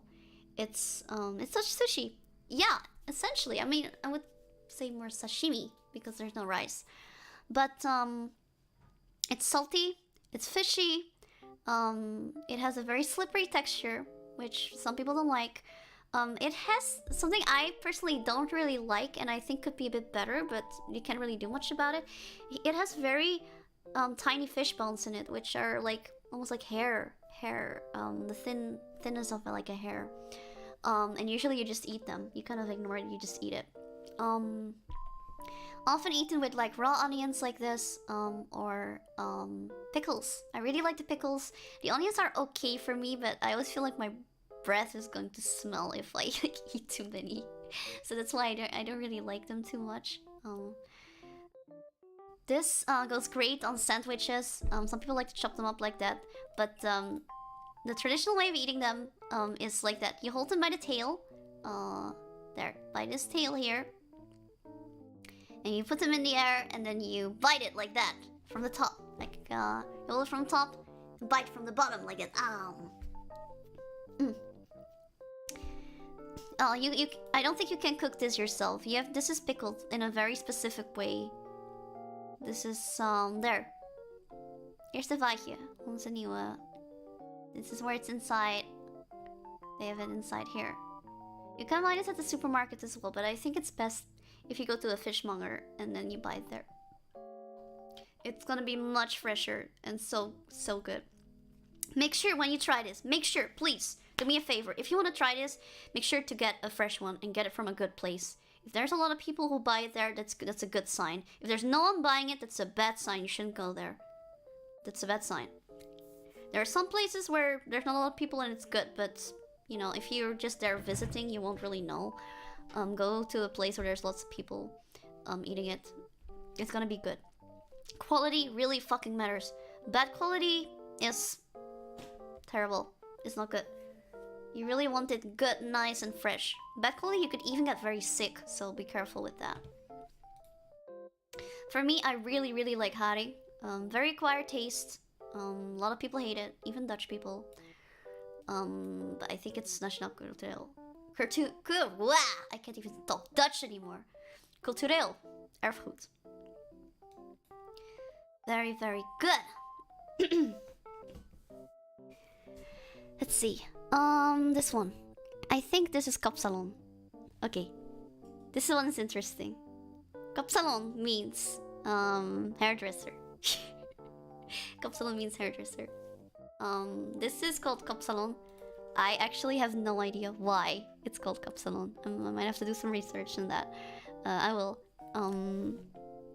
And what it is it's a here. I'll show you a bigger picture of it so you can see it. See, I type kapsalon, you get this. It's not hairdresser. I think it has nothing to do with it. This is a fusion food, and it's very Dutch. So it's topped off with dinner kebab, which is like I think a lot of cultures have this. I don't want to offend anyone. I know like people like to claim their food, and I know a lot of cultures have like, you know, like a similar type of food. But the ones which is usually used for this is a Turkish version. It's basically, oh wait, let me show you.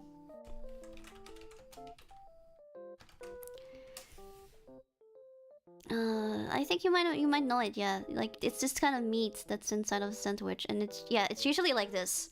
So there's this huge chunk of meat, spiced, like it's all stacked up, and then it's slowly roasted all day long. It just turns around like that, and then they shave it off, and they put it on bread. Usually they put it on bread or inside a wrap. Really fucking good. But in this case, they use that same meat, but they put it on top of fries. They put it on top of fries, and they add salad to it. They add sometimes cheese. You can sometimes request cheese. They add some knoflook sauce, which is a garlic sauce. Very important. And you can also add some sambal, some spicy sauce. Spicy sauce, like similar to sriracha, maybe a bit sweeter. This is very Dutch. It's kind of like a loaded fries thing going on here. It's not just any loaded fries, I swear. Like it has a very distinct taste, and the meat is just really good. Shawarma. Yeah, I guess it's something like that. Ah, I want this. I'm so hungry. You can order this at a lot of places, especially in the city. It's very popular. Very popular takeout meal. It's great because it fills you up. This is fucking filling. I don't think I can finish one of these boxes by myself. It usually comes in these boxes. It's served like that. It's great food for if you're like out at like 3 AM. Because the places which sell this are usually still open at that time. So if you went out like drinking or something and you need food and you're fucking hungry, you're starving, you can go to like one of these Turkish snack bars, and you can get a kapsalon and you will be satisfied. It's great. I gotta say, it tastes better when you're drunk. Dude, it tastes good when you're not drunk, when you're sober, but it tastes different when you're drunk, I think. So yeah, you're tiny. Of course, it'll fill you up. I wanted to make a very inappropriate joke, but I'm not gonna do it. But yeah, one of those foods. Yeah. It's great. It's pretty like affordable as well. You can share it together with people as well because it's so fucking big. It's great.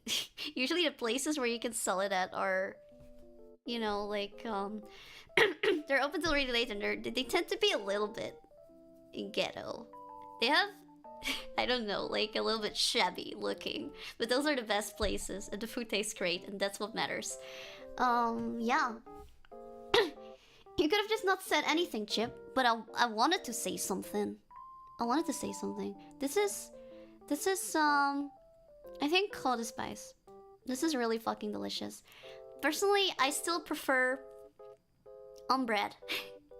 I prefer bread over potatoes, so that's gonna win for me automatically. But on potatoes and fries, it's pretty good too, gotta say. This is also very Dutch. Chaaa. This is what we call kibbeling. Looks like this. Kibbeling is usually from what I heard, I think I read a little bit about it. It's usually made with like leftover pieces of white fish. Fuck, I don't know the name of the fish in English. It's usually made from kabeljauw meat. Kabeljauw? Kabeljauw is like this. Do you know this fish in English? Do you know? It's like white. It's quite expensive. It's more on the pricier side. This is very thick flakes. Quite juicy, not a dry fish at all. I have no idea what this is in English, but this is the type of fish that it's made from. Traditionally, originally, a good kibbeling, a lot of people don't know this, but a good kibbeling is actually made only of the cheeks of kabeljauw. Only the cheeks of the kabeljauw. But most of the time, like, they just do, like, other pieces of the kabeljauw as well, because just using the cheeks is very expensive. So that kind of kibbeling tends to be more expensive too. I gotta say it's more delicious too. It has a specific texture. Really good. It's deep fried, as you can see, in a batter. And after they deep fry it, they usually put it in this big bowl, and they ask you, "Do you want spices?" And you gotta say yes because you can't do without the spices. They put spices on it, and then they mix it up, and it coats the fish. You can't really see the spices. It's a really thin powder, and the spices are also kind of brownish, so you don't really see it. But it's coated with spices, and you can have it with different types of sauce. I really like to change it up, but I think some of my favorites are rafigote sauce, like a white sauce like that, or what you call that? What you call it in English? There was an English name. That sauce that usually goes with fish. Tartar sauce. Tartar sauce. I love tartar sauce with this. Really good with tartar sauce. This is amazing. It tastes so good. I'm a huge seafood lover, so if you're not a seafood lover, you won't really like this. It's essentially kind of like fish nuggets. Really, really nice. Very typical snack as well. You can usually buy it at markets in the Netherlands. They usually have these food stands, these food stalls, where they sell a lot of different types of fish, and this is one of the most popular items on their menu most of the time. I think this goes all the way to the top. I fucking love this fish. I just like fish, so... This! I have no idea what this is. I think I might need the private investigator if he's still here. Maybe if he's not here, then I will guess what it is. I think it's just chicken with fries and salad, I think. Maybe it's kip patat en appelmoes or something. Which is chicken and applesauce, which I actually... It's okay, like... it's meh. Knoppers. Oh, this is a very common Dutch snack you can buy at the store. It's kind of like a waffle with like this creamy layer, and then chocolate, and then hazelnuts, waffles. Really good, really common. I used to always bring these to school as a snack, you know, because we have like snack time, and then usually people would like bring a cookie or something, and these ones I would bring them because they're super cheap. You could buy them in these 8-packs and it costs almost nothing. And they taste great, honestly. I had this weird habit of like some like my favorite part was this white part. This is not white chocolate. I have no idea what exactly this was, but it was so good. And what I would do is I would try to separate the layers of like the waffle one by one, and then just eat them one by one or something like that. It's so good. It's so good. And I would save like the white layer, the layer with the white stuff, la la la la, for the last, because it's amazing. Eating that way, it will also take longer to finish, so it kind of tricked my brain into thinking I had more food. Save the white stuff for last. Exactly. This, I'd say, goes here. I put it in B tier. It's really, really good. I wouldn't say it's all the way to the top or here, but it's really good. I like it. This. Honestly, though, I mean, I would give it to my dog because dogs would like this. Maybe here or here.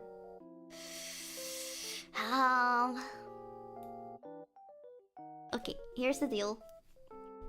I really, really, really don't like leverwurst. Leverwurst is... Lever means liver. Sounds very similar. Leverwurst. It's made from liver. Pork liver, usually. Pig liver? Pork liver? What do you say? I'm not sure. Do you say pig or pork in that situation? Oh. But, we just say vodka. Anytime. I don't really like the taste of most organs, like eating the like organs, meat, you know. And liver is something I'm kind of meh about as well. I like chicken livers, but only if they're deep fried. I don't like any other type of liver. I really don't like the taste of it. I could still live with the texture, but the taste is not good. Especially pig's liver. I don't like the pig liver's taste at all. Pork liver? Pork is the meat, pig is the animal. I know, but do you say pork liver or pig liver? I'm not a fan of liver in general. Me neither. But I gotta say, like, my mom makes chicken liver pretty well. She makes it pretty well. Like, I don't like liver, but she makes it in a way that I actually do sort of like it.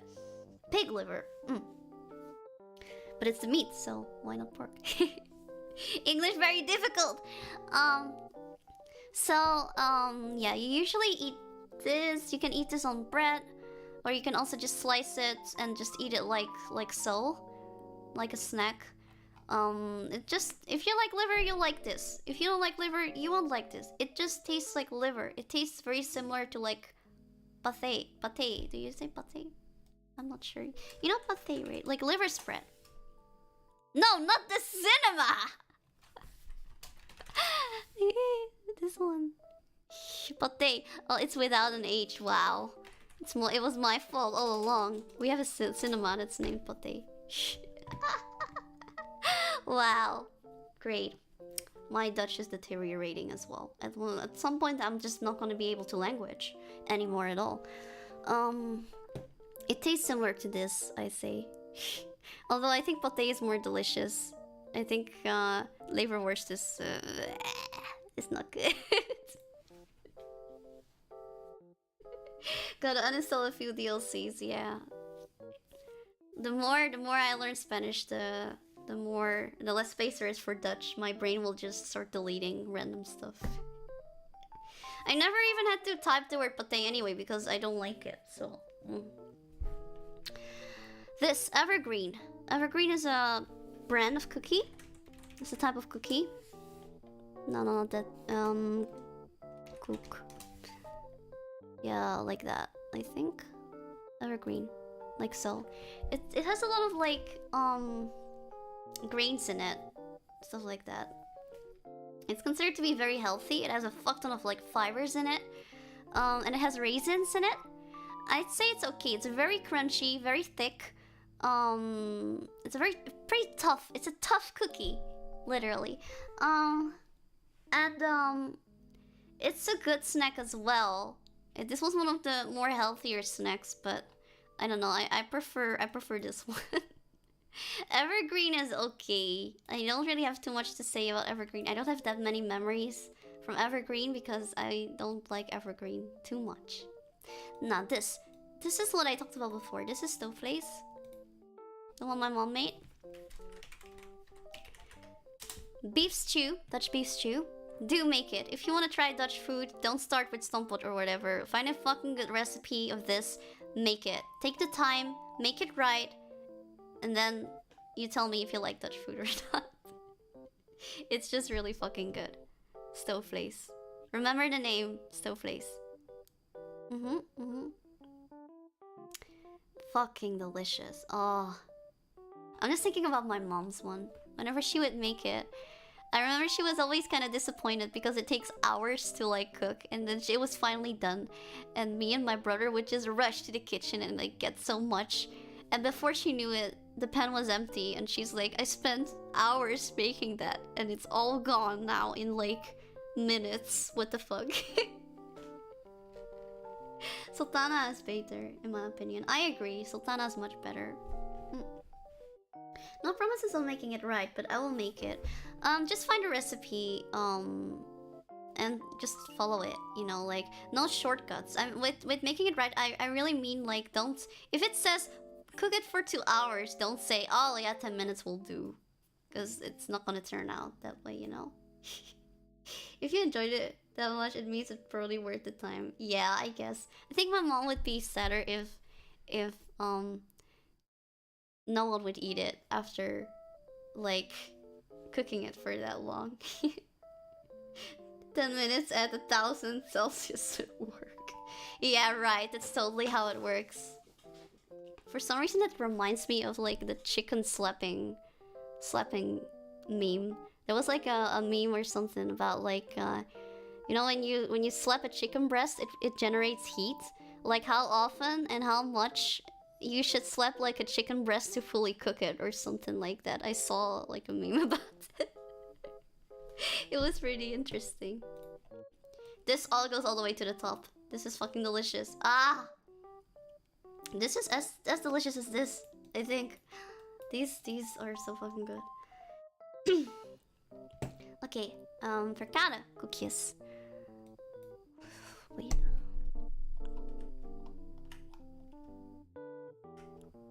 Kokos, okay. So frittata is a brand. I recognize the brand, but I didn't know which one it was. Apparently this is frittata Kokos, which I'm not really sure why they chose that one. That's just a cookie. Kokos cookies. I guess these are pretty common, yeah. I can kind of see it now. So these are cookies with coconut in it. I love coconut. I know a lot of people don't like it. The coconut in this is very subtle and mellow. It's not like a bounty where it's all in your face. It definitely does taste like coconut, but it doesn't have that coconut, like a lot of coconut texture in it. Although there is like coconut flakes in the cookie. Really, really delicious cookie. It's a very dry, crunchy cookie. Very clean taste. Coconut tastes very clean as well. Goes great with tea. I think it goes better with tea than with coffee, this one. What I especially like is dipping these inside of my tea, so they go a bit soft or something like that. It softens the cookie up a little bit, and then eating it. Very, very nice. Very nice. Wow. Coconut is based. It is. Coconut is delicious. It's really, really delicious.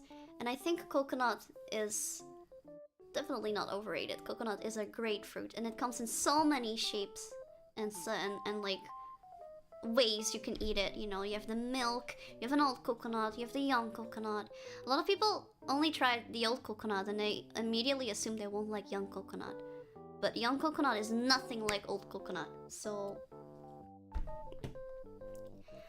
yeah, coconut is underrated. I mean, it is pretty popular though. Maybe it's just underrated in the West. In Asia, they have quite some coconut stuff.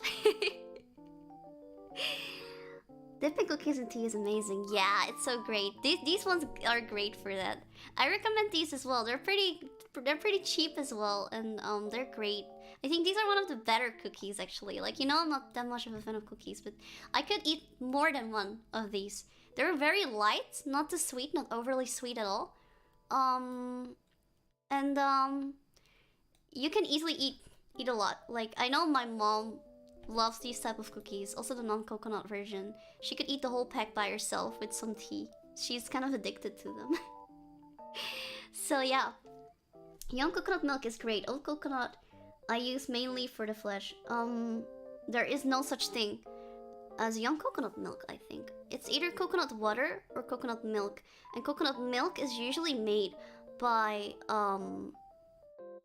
getting this old coconut. It looks like this, like the brown and the white one, very tough, and pressing the milk out of it. That's how coconut milk is made. I don't think you could do that with a young coconut because the flesh of a young coconut is very watery and very thin. And this, like, a quality of coconut milk is that it's kind of oily. This has more oil in it. I don't think the young coconut has oil in it at all. So yeah. I love any type of coconut. I love coconut.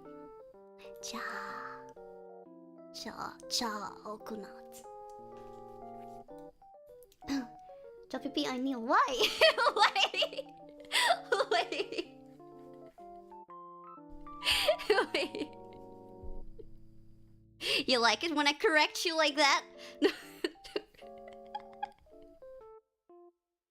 Okay, moving on. These things, what do you call these even? I have no idea what these are called. I know what these are. I see them in the stores. I've never actually had them before. I know they're very popular during Christmas and Easter, during some festive days. And I know that it's essentially some kind of puff pastry, and needed correction. Okay, it's essentially some puff pastry filled with this ragu, which is like a very creamy stewish like thingy. What do you call this? Hey, Knack, do you maybe know? Is Knack here? I need his help. But yeah, as you can see, it's very flaky. It's not exactly puff pastry, but it's similar to puff pastry, and then filled with this creamy stuff. I'd imagine this to be good, but I've honestly never had it. And it looks very good, sounds very good. Seems to work in theory. But I'm not gonna rate food that I never had. That's not fair. I do not want to encourage that. You have to be open-minded and just have to try it out before you judge. I'll look into it. Have you seen this before, Nick? I often see this at Albertine. This is the thing I was talking about last time, by the way. Untitled. Last time. Just now, in this fucking same stream. I don't know.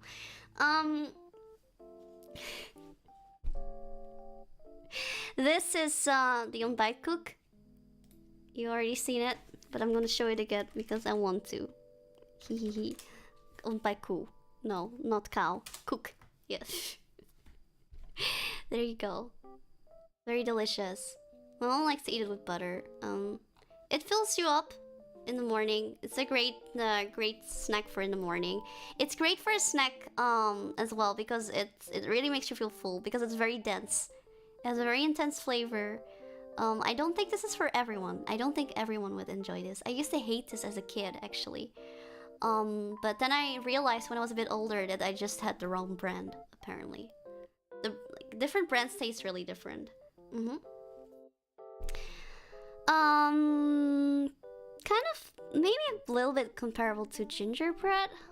I'm not sure, but not quite either. It tastes... I think it has a much deeper taste. A much deeper, or almost caramelized taste to it. What gives it the intense flavor? Ooh. Now you see, I don't know too much about this, but we can do research. Oh, it has a lot of different names. I didn't even know that. It's also known as snijkoek, lekkerkoek, zoetekoek, hapkoek, honingkoek, kruidkoek, of pontkoek, which I've heard none of these before.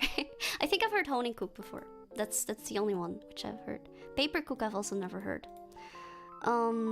It's made from roggemeel. Roggemeel is what? Like this. It looks like this. I don't know what the English is. Oh, rijstmiddelen, E-nummers. Let's see. Glucosestroop. So there's some syrup in it. Sugar, kandij. Kandij! I think kandij is also what gives it a bit of an intense flavor. Like this, kandij. It's like a darker sugar. Sometimes it looks like this. I love these. It's a very intense tasting sugar, like a brown sugar, so it has more of a caramelized taste to it. Let's see. Suikerstroop gekookt. So it's syrup, and then it's roggebloem. Honey. There's honey in it, cinnamon, baking powder, and there's also fruits inside of it, apparently. They have apple, ginger, nuts, raisins, cinnamon, and a lot of spices. It's just it has a lot of spices in it. I think that's probably the intense flavor. It's mostly caused by the spices, but cinnamon is definitely the most out there out of all the spice. I'll even cook. I'd say this goes here. It's good. Not my favorite, but it's really good. It's really good. It's a nice snack. Oh. It's called full event. I've seen it before, but can't remember the name for the life of me. Yeah, you're the same. It's not common. It's quite rare. It's only sold.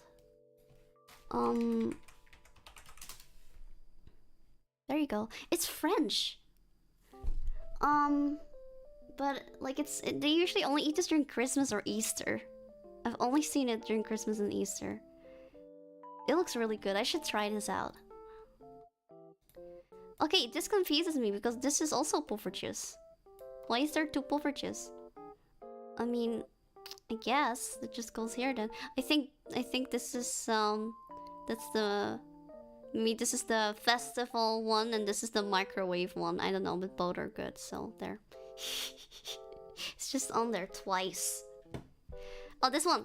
We call this roze koek. Very simple. It's just called Pancakes. And it's like this. It's more cake-like than cookie-like, I'd say. They love to call things cookie here, even though it's more cake-like. But I think the word cake came from the word cook, right? I think? I'm not sure. Or was it the other way around, perhaps? See? It's more cake-like. It's a very dense cake. Quite crumbly as well. If you eat this, the crumbs get everywhere. Very, very sweet. Very sweet. Light flavor. Definitely notes of vanilla in there. With this very iconic, gotta be pink. Iconic pink, thick layer of icing. And I love the layer of icing. It looks like it's supposed to taste very fruity, but it mostly just tastes like sugar. I think it maybe has a bit of strawberry in there. I'm not too sure, but most of the time I think it's just food coloring. Yeah, the color's really beautiful. The color's really beautiful. I always like them, but my teeth were always very bad at the amount of sugar. Hurt them a lot. Yeah, they have a lot of sugar in them. If you have sensitive teeth, your teeth might hurt. But I also find it hard to eat a whole one all by myself. I like the smaller ones. See, they're quite big. But I like the smaller ones better. They were just really sweet. But I think these are one of the better sweet things. I will put them at good. They're pretty good. Ik hou van je kanaal. Dankjewel, Sophie. Dankjewel. Chaaa. I think this is just groente soup, right? Groente soup. Could you maybe check now? I think it's groente soup. Groente soup is just vegetable soup. There's nothing special about it. Or like, it's just vegetable soup. It's just good. What is there to say? It's veggies and water with spices in it. It tastes great. It's all the flavors of the veggies, and it infuses the water. Yeah. Could you check if this is actually groente soup or maybe another specific soup. It looks like groente soup to me, but I might be wrong. This is called sausijzenbroodje. Let's see if I can type it right.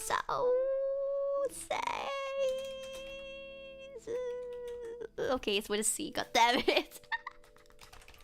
I always mess it up. I swear, because you pronounce all of these like an S. Seizen. No, this one is a Z. So seizen, but it's S and then C all of a sudden. What the fuck? Make up your mind. It's like English. English also doesn't know when to chill and stuff like that. Just pronounce everything differently whenever you feel like it. I think this is like a sausage roll. Was it called? This is like it's like sausage meat on the inside.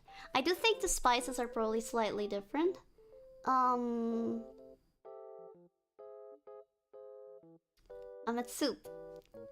What do you mean I'm at soup? Wait, did I say that? I don't know. What do you mean? Did I say that? I didn't know I said that.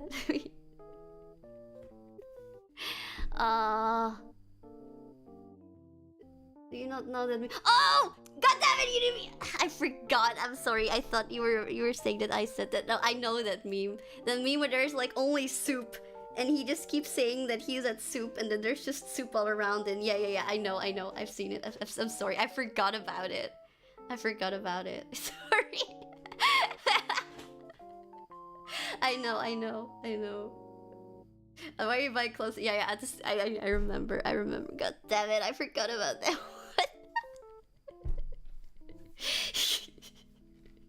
Yes, it is groente soup. Okay, we got it. Sausijzenbroodje. Often this is eaten with mustard. I'm not sure how you eat your sausage rolls or whatever you call it, in English. But this is like really nice. You can buy this at any bakery. For some reason, you can buy this everywhere where you can buy this frikandelbroodje. But frikandelbroodje is always more popular than this. But I honestly think, unpopular opinion, that this one's actually more delicious. I don't know. It has more of a sophisticated flavor to it. This one, I literally feel like a pig eating this. This is just, I know it's not good for me. It's fucking terrible for me. It's full of sugar and fat and like everything bad for me. It's made out of like, you know, horse anuses and whatever. But I'm eating it anyway. This feels more like, I don't know, actual food. I don't know why. Even though it's essentially kind of the same thing. Do they have pasties? Pasties and, you know, do you mean pastries or pasties? What is pasties?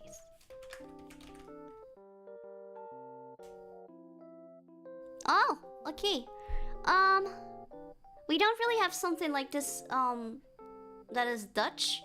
We do, however, have some foreign stores which sell these. We have both empanadas. They are not common in restaurants here, but you can get empanadas at the grocery store, which you can bake yourself at home. And there is also a lot of Asian stores in here that also sell it, like pastéis with korte ei. Like this. This is Indonesian style. It has glass noodles in it, and usually peas, carrots, some meat, and a piece of egg. And usually these are deep fried. And they're fucking delicious. These are one of my favorites. Like, it feels like such a complete meal. It feels so fucking good. to eat this. Amazing. Ah, I love it. But that's more like Indonesian food that they often sell in the Netherlands. Looks amazing. It is really amazing. I know my mom can make them really well, but it's a lot of work making them. When I was still in Indonesia, I remember there was a guy near my house who would sell them. He had a store, and his store was literally just him having his house and then just getting a foldable table out of his house, just putting it in front of his house, putting all the food on top of it, and then sitting on like a chair, and that was the store. And if you would go there, he was really good at making these. He sold a lot of them. And he just sat there, you know, like, and he would only stay there in the morning because afterwards it would get too hot. He would have to go inside because you don't want to get sunburned. And he would run out of food real quick because he would just sell everything real fast because it was fucking amazing. So you had to go there really, really, really early, and usually I would go there and buy like 10 of them and then just share them with friends or with family, and eat a lot of them myself too, of course. They were so good. They were so delicious. Chaaa. This one, I think it goes here as well.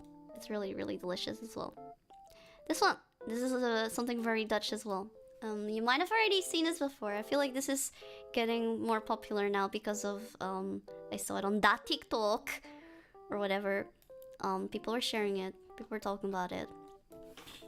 Hagelslag.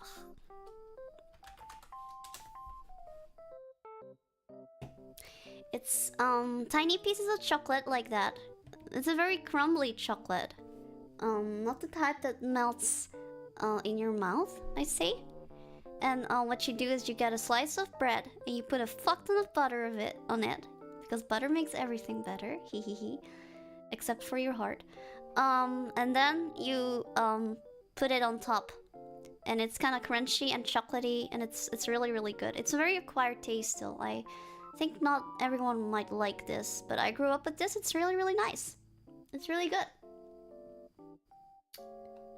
Hagelslag dark chocolate. Yeah, they have dark chocolate. They have milk chocolate. This one is milk. This one's pure chocolate. It means dark chocolate. They have different types as well. They also have vlokken. Vlokken is different type. This is interesting. I'm not sure why it's called hagelslag. Hagel means hail, as in like the hail that falls from the sky, you know. And slag means what does slag mean? Like hitting some slag. I'm not sure how you would translate slag. Butter lets you live life twice the life in half the time. Exactly, Kiam. I've never heard words more true than that. I love that. I'm gonna remember that quote. It's fucking great. I love it. Chaaa. I think the butter is also there so the chocolate also doesn't fall out easy. Yeah, so it doesn't fall off the bread. It's very important. Without the butter, it's really hard to do. I think I've talked about this before, by the way, on stream. And I told you about the story where I would make this for my mom in the morning, and then I would use these things, these pieces of chocolate to spell out her name. I would press them inside of the slice of bread to press out her name, or just say I love you, mom, or something like that.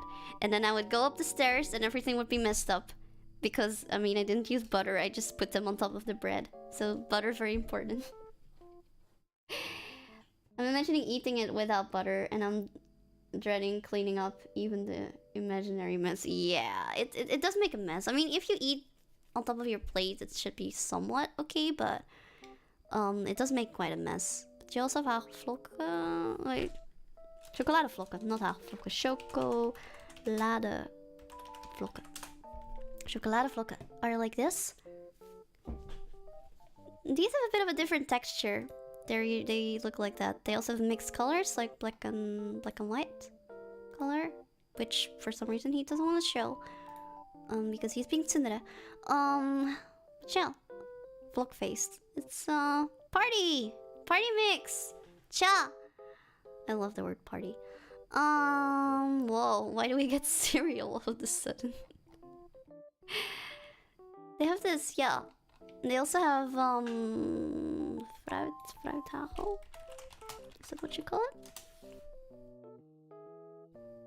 What do you call this? Vruchtenhagel. Vruchtenhagel. These are not chocolate. These are made of sugar.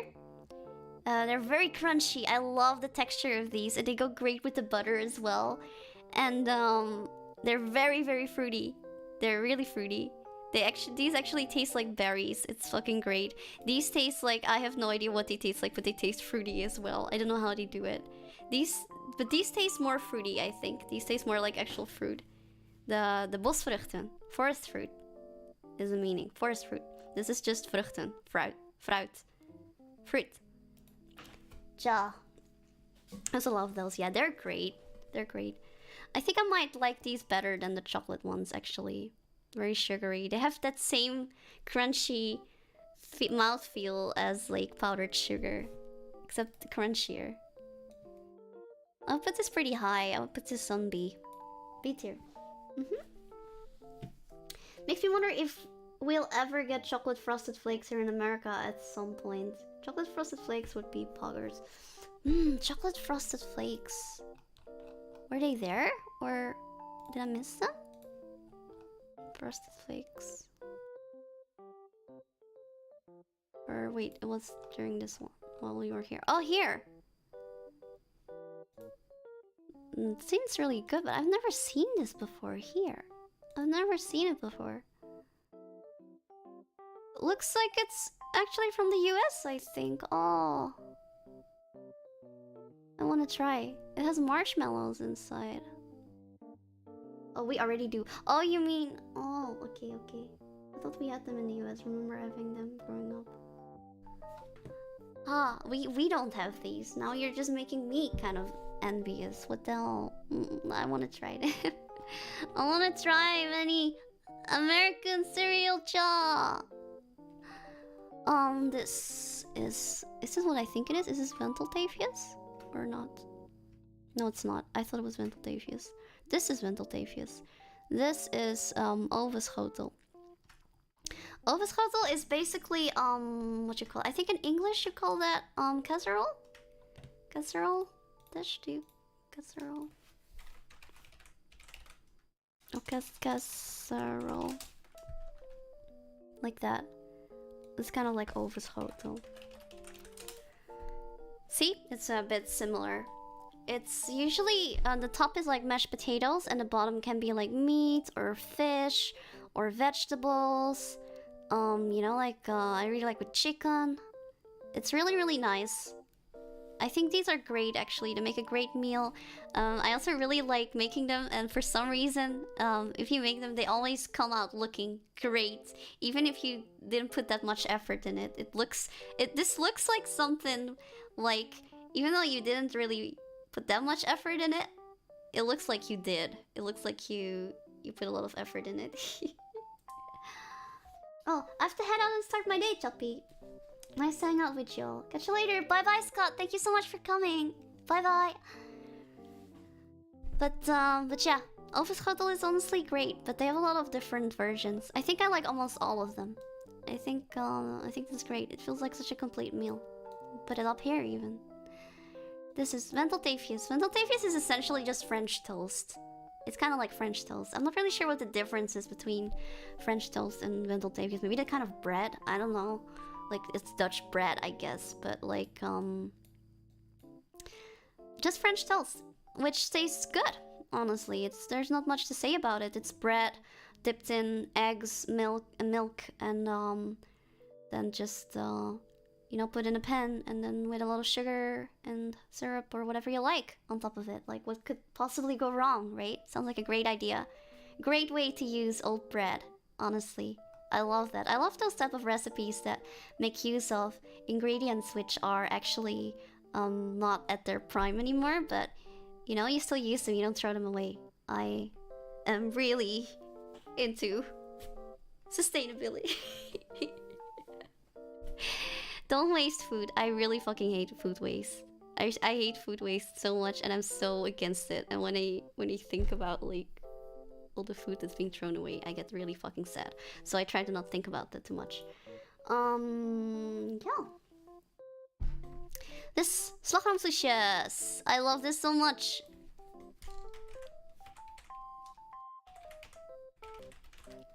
Slagroomsoesjes. This is great. You might already have this. This seems not something just Dutch, but it's common in the Netherlands, I guess. It's just this kind of like pastry filled with whipped cream. Very, very light. I think what I like about these is that they're not overly sweet at all. The whipped cream is super duper light. I can honestly eat quite a lot of these despite it being something sweet. And it not even being salty or anything. They are great. They're great. These is the one looks got there. Yeah, it's honestly got here.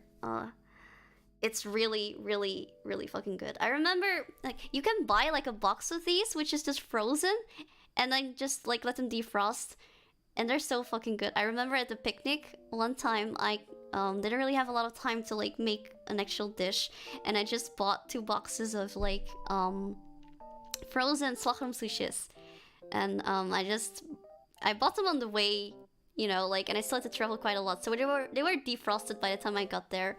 And I didn't even hide the fact that I just bought them, you know. And at the picnic, I think they were one of the things to finish, like, the quickest.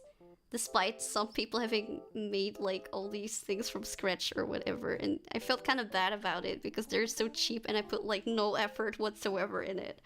But they're just really that addictive. Wind bites with whipped cream. What is wind bites? Wind bites. Wind bites. Huh?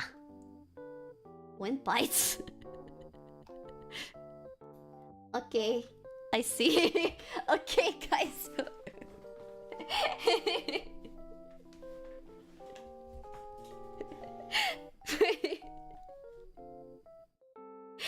Okay. I get it. It happens. Cream puff. Cream puffs have something different in them, right? Or is it also whipped cream? It's also whipped cream, but it's in the middle. Slagroomsoesjes have it inside of it. It's so good. They have these. Oh my god, they have these, and then with like chocolate on top of them. They're like coated in chocolate. They're really good as well. They got a great crunch. The chocolate's very light, very thin, just how I like it. Not too much chocolate. Amazing. These honestly go all the way here. These ones. There's also a little bit of a meme. It's a less common meme as like this one. But this is called the Slavink. And I have no idea why it's called the Slavink. But it is. It makes no sense because the word sla means lettuce and the word vink is a type of bird, I think. And it's what it is. It's just kind of like sausage meat or meatball meat, I guess. Wrapped with like this is not bacon, it's just pork belly. It's wrapped with pork belly. It's not bacon. It's not very salty. And then you just it's really delicious. You just put it in a pan and then just you know, fry it and eat it with gravy, often paired with potatoes, mashed or boiled potatoes. But I think these are really fucking delicious. And I remember there's this one meme in the Netherlands or something. It's like this we have this television program where like basically it's just people who have a fight and they want to like resolve it, and then they go to this television lawyer and they like he kind of like makes a verdict or something to kind of like shut them up in a way.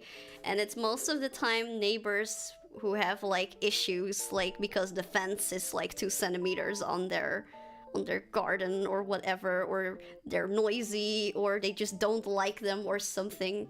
something else happened that they don't like. I don't know, like they looked at them wrong in the wrong way or something. The Judge Judy, I don't know what that is. I don't know what Judge Judy is. Sounds like a show that got banned here.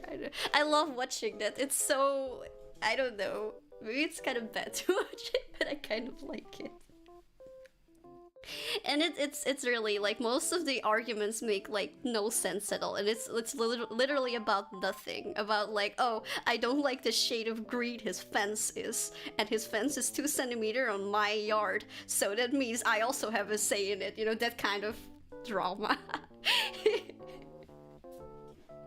And there was one episode, I think, where there were 2 neighbors, like an older lady and a bit of a younger lady who was addicted to like FPS shooters for some reason, who like were best friends at first, but for some reason something went wrong because I think one of them started gossiping about the other, and then they just started to have a grudge against each other, and they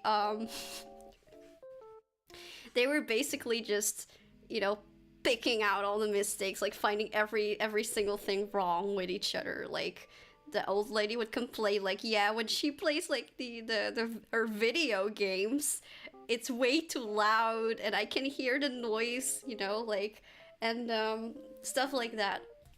And I remember they even went like this kind of like they usually like invite like one person who's supposed to be like a professional or something, who like arrives to like their house, and then does all kind of tests to see like how bad it really is. Like you have like one time there was this episode where like the neighbors were also like worried about like the smell or something. They were complaining about the smell, and then you have someone who goes there and he does like a smell test or something to see how bad it really is. But in that episode of like those best friends which like broke apart, it was mentioned that one of the friends, like the older lady, would sometimes cook for that younger lady, and it was like paid or something. And then they were just complaining, like she was just complaining, like, yeah, I was paying for your food and it was so expensive, and you sometimes wouldn't even make the stuff that I like. I gave you a list and you should have followed it, but you don't make the stuff that I like, and you just make the stuff I don't like cold pancakes and whatever, you know. It was. And then she was just standing there like fucking mad and angry, like, and like, at one point, she was like, yeah, well, I do make stuff that you like, and I also make slavinken. Ik maak ook slavinken. And then she said, slavinken, daar kan je haar mee doodgooien. Which means, like, slavink, this thing, she likes it so much that you could throw it at her till she's dead. And then you just see her smile like, yeah, that's true, or something. It's kind of funny. It's kind of a meme, okay? But like, that's it. Wait, sorry, I don't know why I told you that whole story just for this. These are really good. That's what I wanted to say.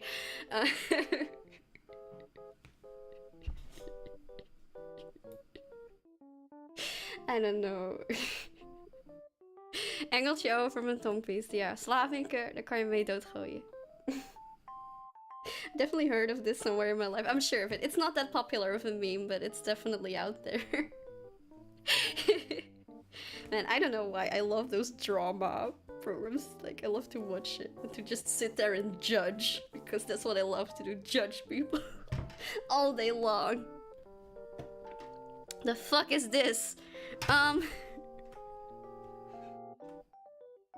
What the hell is this? Private investigator Nag, could I maybe send you on another mission for me? Chaaa. Anyway, let's move on to this. Now this is weird. This is okay, it is sad that the Dutch are very stingy. And they're right. It's just correct. A lot of Dutch people are incredibly stingy, me included. I'm fucking stingy. I'm stinge lord. 5,000. And this is basically if they make stroopwafels, they slice the waffles sometimes, and while they're making it and stuff, crumbs come off. And they sell the crumbs in like in bags. And people still buy it, and it's a very typical, very popular snack. It's just cookie crumbs. That's it. They just sell the cookie crumbs. Who does this? It's fucking amazing. This is National Cultural Erfgoed. This is a piece of Dutch culture. Just shows how stingy we are. Even the cookie crumbs need to be sold. So yeah, I mean they taste great, honestly. You know, they're just not as nicely shaped as these, but come on, man, it's crumbs. But it's cool. I like them. I think this is frikandel. We already talked about this. This is what is inside of frikandel broodje. And definitely also up here, I think, but I would honestly put it here. I think there are better snacks. Tompoes! You know how I feel about tompoes. Tompoes is very, very delicious. Very difficult to eat. We talked about this last time. There's different ways to eat this. You know, some people, they just bite into it fucking aggressively. Some people, they take them apart. Some people, they put the top under it, you know, like, and then just eat the cream. Some people half it, and then they eat one half, and then they eat the other half. This is definitely up here. This is really good. When you come to the Netherlands, you should try this. So great. Taxi. This is a brand of drink. No, not that. The drink. No, fuck. There you go. It's just a fruit drink, really. And it just tastes fruity, but it probably doesn't have that much real fruit in it. It's just sweet. It's kind of like Vicky, which I think was on this list too. Yeah, here. These ones are kind of similar, but they're also kind of like enemies or something. They're okay. I would put them on the same level. They're alright. Some people say Toxie is better than Vicky. Some people say Vicky is better than Toxie. You know, it's always like that. But I just think they're okay. But I think they're better things to drink. It really just tastes kind of fruity.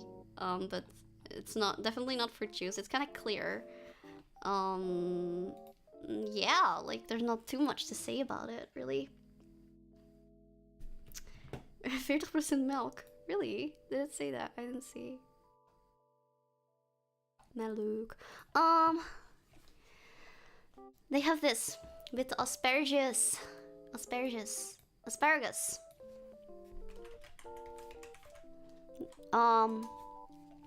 Like this. Very, very delicious. I love these. These are so expensive though. They're so pricey. The green ones are even pricier. I think this is one of my favorite vegetables, actually. They're so nice and sweet. I love the texture of it as well. And it feels really special. Maybe because it is so expensive. I don't know. I fucking love asparagus so much. Me too. Me too. This is so good. Especially with the sauce like that. Don't they call this like white gold? I think they call it like wit goud in here. Because it's so expensive. It's like gold. Very, very expensive. What I also don't like is when you buy them from the store, you have to cut off so much waste on the bottom. Like the part that are like fibery and you can't eat. It just feels bad, like, because they're already expensive, you already don't buy it, like, a lot, and then you still have to throw away, like, 1/3 of, like, the actual vegetable, like, Asparagus is underrated, no many who like it. Yeah, I guess, but they're pricey, so I get it. Like, what I find funny about, asparagus is, like, when you see it, how it grows, it looks like someone just stuck them in the ground.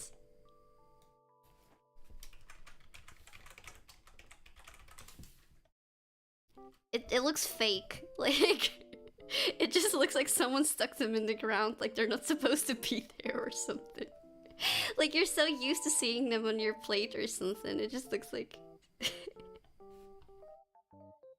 Wait, these pictures look pretty real, but like if you see this, for example... I don't know, I always think it's kind of funny to see. Spiked grass. These are great. I think these are S tier vegetables. So they would go here for me. They're definitely one of my favorite veggies, and I still need to do my veggie tier list. So I haven't done it yet.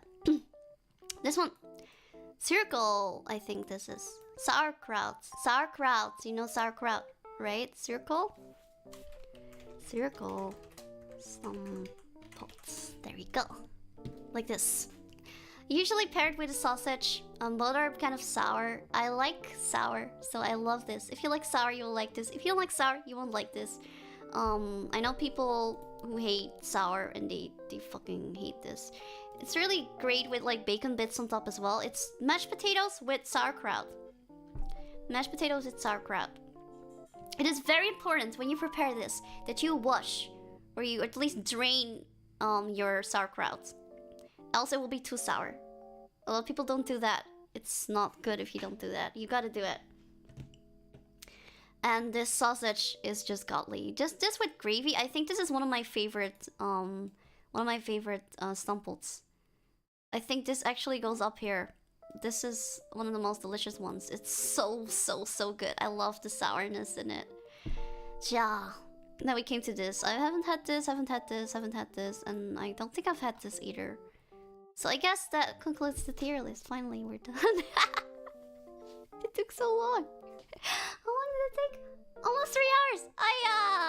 Aya! Crazy!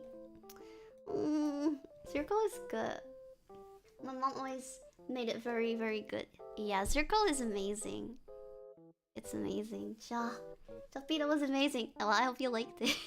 I hope you learned something new. I hope you will taste some of these, some of my recommendations. I gave you some recommendations. I'm not saying everything on the S tier is what everyone would like. This is heavily biased. It's my tier list. This is not objective. I do look at it, try to look at it with some sort of objectivity, but it's not objective. There are a lot of things on the S tier list which I know a lot of people would not like, such as mussels. If you don't like seafood, you already won't like the fish, you know. If you don't like peanuts, you won't like this, you know, like it. But you know, I gave you some pretty good suggestions. Also down here on in the B tier list, there are also pretty good suggestions. I think if you would try something like S, A, B tier, you would find something nice. Maybe even C tier. C tier is pretty good too. I think past that, things are kind of meh, except for this. I know I'm really biased about this. I know a lot of people would absolutely love this fried bread. I don't like fried bread, so I won't like it. You're in for a treat if you go to the Discord. Well, I am curious to see. It was a joy being your private investigator. Private investigator, Lucky Neck. Yeah. You know you can call whenever you have another mission for me. I kind of liked sending you on a mission. It made me feel kind of special. Having my own private investigator, isn't that awesome? Yeah. Neck the real MVP. Yeah, he is. Let's say arigato, Lucky Neck, arigato. Anyway, that was it for today. I want to wrap it up. I streamed for much longer than I expected. I haven't had dinner yet. I was wanting to order a pizza today.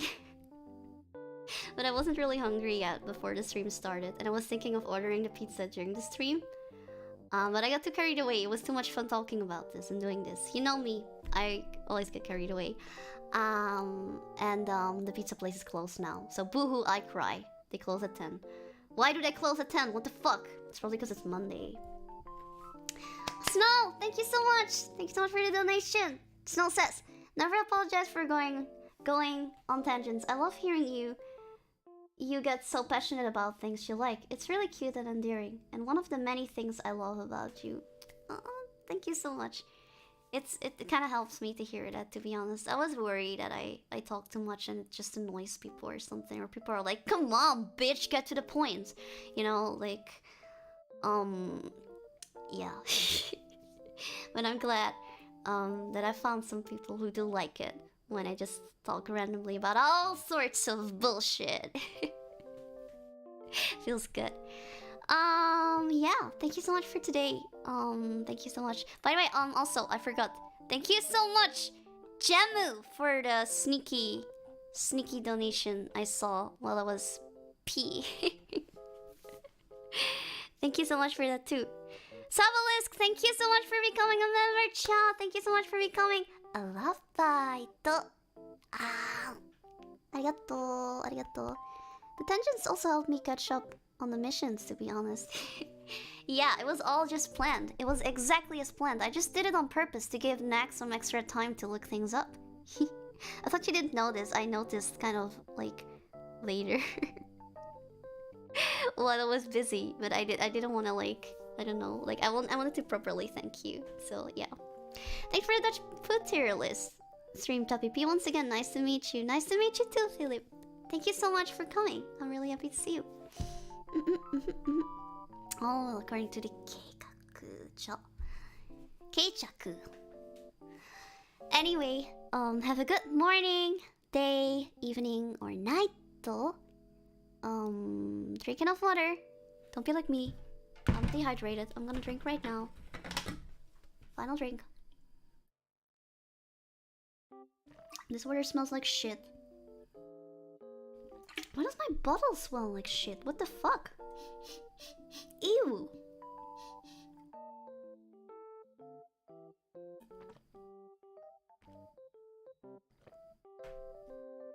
I'm drinking anyway.